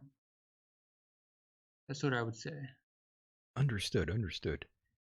And going back to that interview, do you believe that story? Which one? Joanne Richards and her husband Mark Richards. What's your take on that? Do you believe in that story? Oh, I believe what she said. Everything she said about her younger years, and she became a bookkeeper in her 20s, and she had a kid with her first husband. She said she's done with the church now, but and she lately mentioned the fairies and the pagan kind of stuff. That's maybe more. I'd want to hear more about that, or go to one of her expo shows and listen. That'd be fun to listen to. Yeah, she talks a lot about that, which was kind of surprising because I didn't know she would be talking about fairies at all. Yeah, I wouldn't either. But I had an experience with a fairy one time. No shit, did you? Yeah, I had like an out of body experience, and there were actually a couple fairies in front of me. I mean, these are light beings that kind of create like orbs of energy. I mean, large and kind of interesting stuff. Did that trip you out? It was kind of interesting because it happened. I was working at a kayak store in Hawaii, and like a snorkel / kayak rental place, and the I told the lady I was working with like the next day after the experience, and she told me that people have told her in the past that they see fairies hanging off of her hair and everything, and that she's had a lot of fairy stuff in her life. So if you hang out with somebody who's had those kind of experiences, then you're maybe more likely to have them. And I think it was confirmed in my case. You know? Interesting. And in terms of like alien abductions and that sort of thing, where do you stand with that, my friend? Okay, I would say where she was hanging out with Mark and then she started having fairies thing. If it was that kind of sequence, then I would believe it more. I don't know about the different reptilians. I've met a I've had an experience with a half human, half reptilian one time. Really? So I believe those beings are real. Yeah. In the physical or in the astral plane? In the astral. And I've also met some of the Greys, like twice. What is that like for you? Was that something that scared you, or was it something that was oddly comforting for you? Some people report that sort of thing. Well, it wasn't comforting and it wasn't scary, but it was just a matter of fact, you know. Because be continuous in a state of alertness out of body, you can't react too much to certain things if you want to maintain your clarity or your focus. So it was more just observing, experiencing, and taking action in whichever way I was going to. I see. And for the newer folks out there who are just tuning in and they are curious about you, Paul, can you tell them a little bit about yourself? I'm sorry I didn't do this earlier, by the way. That's fine. Yeah. What we've been doing is interesting. Also, it's the physical enlightened side of life. I got into sleep paralysis when I was 19 years old, going to college, and then I went very far and deep into the out of body stuff, and I experienced what I call like what I call death of the soul, which is really not the soul never dies, but you can go beyond the soul. And I experienced what I call it, or oneness. And there are about 40 or 41 people on the planet right now who are still alive who've experienced that. And that experience usually kills the body and the person dies. So for someone to live beyond that is kind of a heroic thing. So that's why there are so few people still alive on the planet who have experienced that. But yeah, I experienced that in 2002, and after that, I understood what's meant by certain things, and so I wrote a bunch of stuff about that, and just been continuing to live since then. And where can people find your work, Paul? Sure, outofbodyjournal.com. Out of Body Journal. There's a chat group there. There's a link to a YouTube videos, and there's a lot of different kinds of information. So if you're interested in that kind of stuff, check it out. And what about those out there who are listening who really want to do this, Paul? What would be the best way for them to have an outer body experience? I would recommend a two-pronged approach. I would get some binaural beat CDs made by whichever company you want to buy them from. I bought them from the Monroe Institute, but you can buy them from there's probably many different companies that make. So listen to some audio music and meditate a lot and keep a journal. That would be the first thing. Second thing I would recommend is to check out a Vipassana 10-day meditation. That will, I think the website is dhamma.org, DHAMMA.org, DHAMMA. Because that 10-day sitting meditation will change your life, and it'll be with about 30 or 40 other people at the same time. So that's the second thing I would recommend. Very nice. And Paul, we are coming up to a close here, and I just wanted to say it's been fun having you here on the program. Yeah, it's been another good day. Yeah, I appreciate it, Michael. Yeah. For sure, man. And you also heard the interview with John McAfee. Yeah, John's awesome. What did you think about that? I think he was being very real with us, and he wasn't putting on a show. He was just living his life and sharing it with us. So I think it was, special, and I appreciate him. That's what I really liked about that interview. That he was being genuine, and he wasn't blowing smoke up her ass. Right. He was being real and being very straightforward, and he revealed a lot in that short time. Yeah. Hopefully we get him back on. Yeah. I'd like to hear some more of what he has to say and see what he's doing. And in terms of a crypto coin, what's up with you? Are you still in there? Are you still in the game? Yeah, I'm in the long term. What I've seen is maybe it's a 4-year cycle, and some people have done stuff where it shows. So we just finished the second year. We got another 2 years to go, but I'm accumulating slowly with my little Okay, nice. one. Yeah, so I believe it. It's a good bet long term.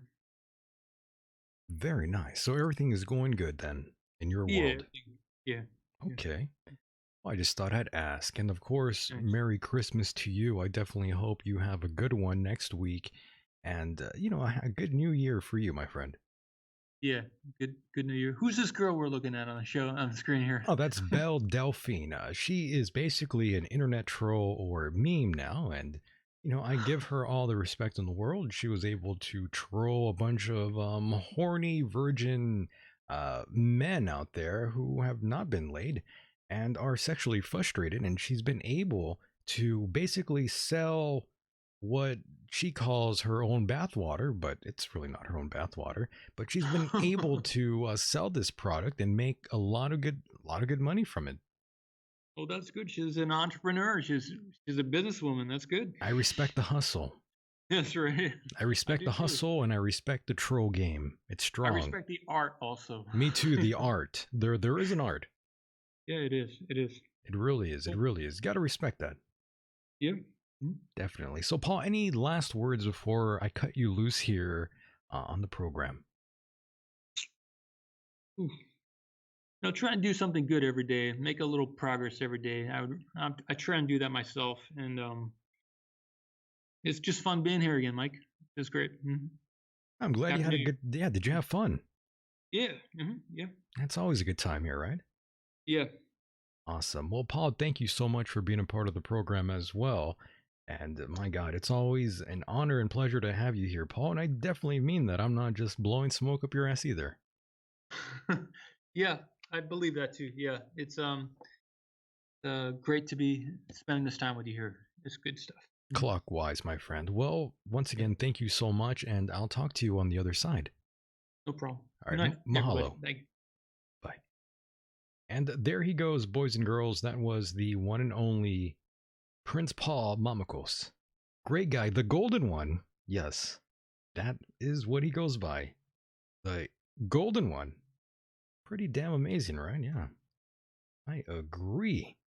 And my God, it's been fun. I'm looking at the time, and yeah, we got to get out of here pretty soon. And good Lord, as we take it home here tonight, as we always do, before we pull this Larry Silverstein style, I want to thank all of you for being a part of the program yet again, and those in the chat room.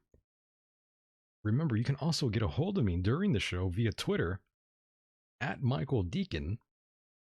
Send me a message there, and maybe I'll respond here live on the air. And don't forget, if you're a fan of this program and want to help fund this program, go to patreon.com/Michael Decon. I swear it's worth it. The Patreon episodes are pretty tremendous, and a lot more content will be coming to you.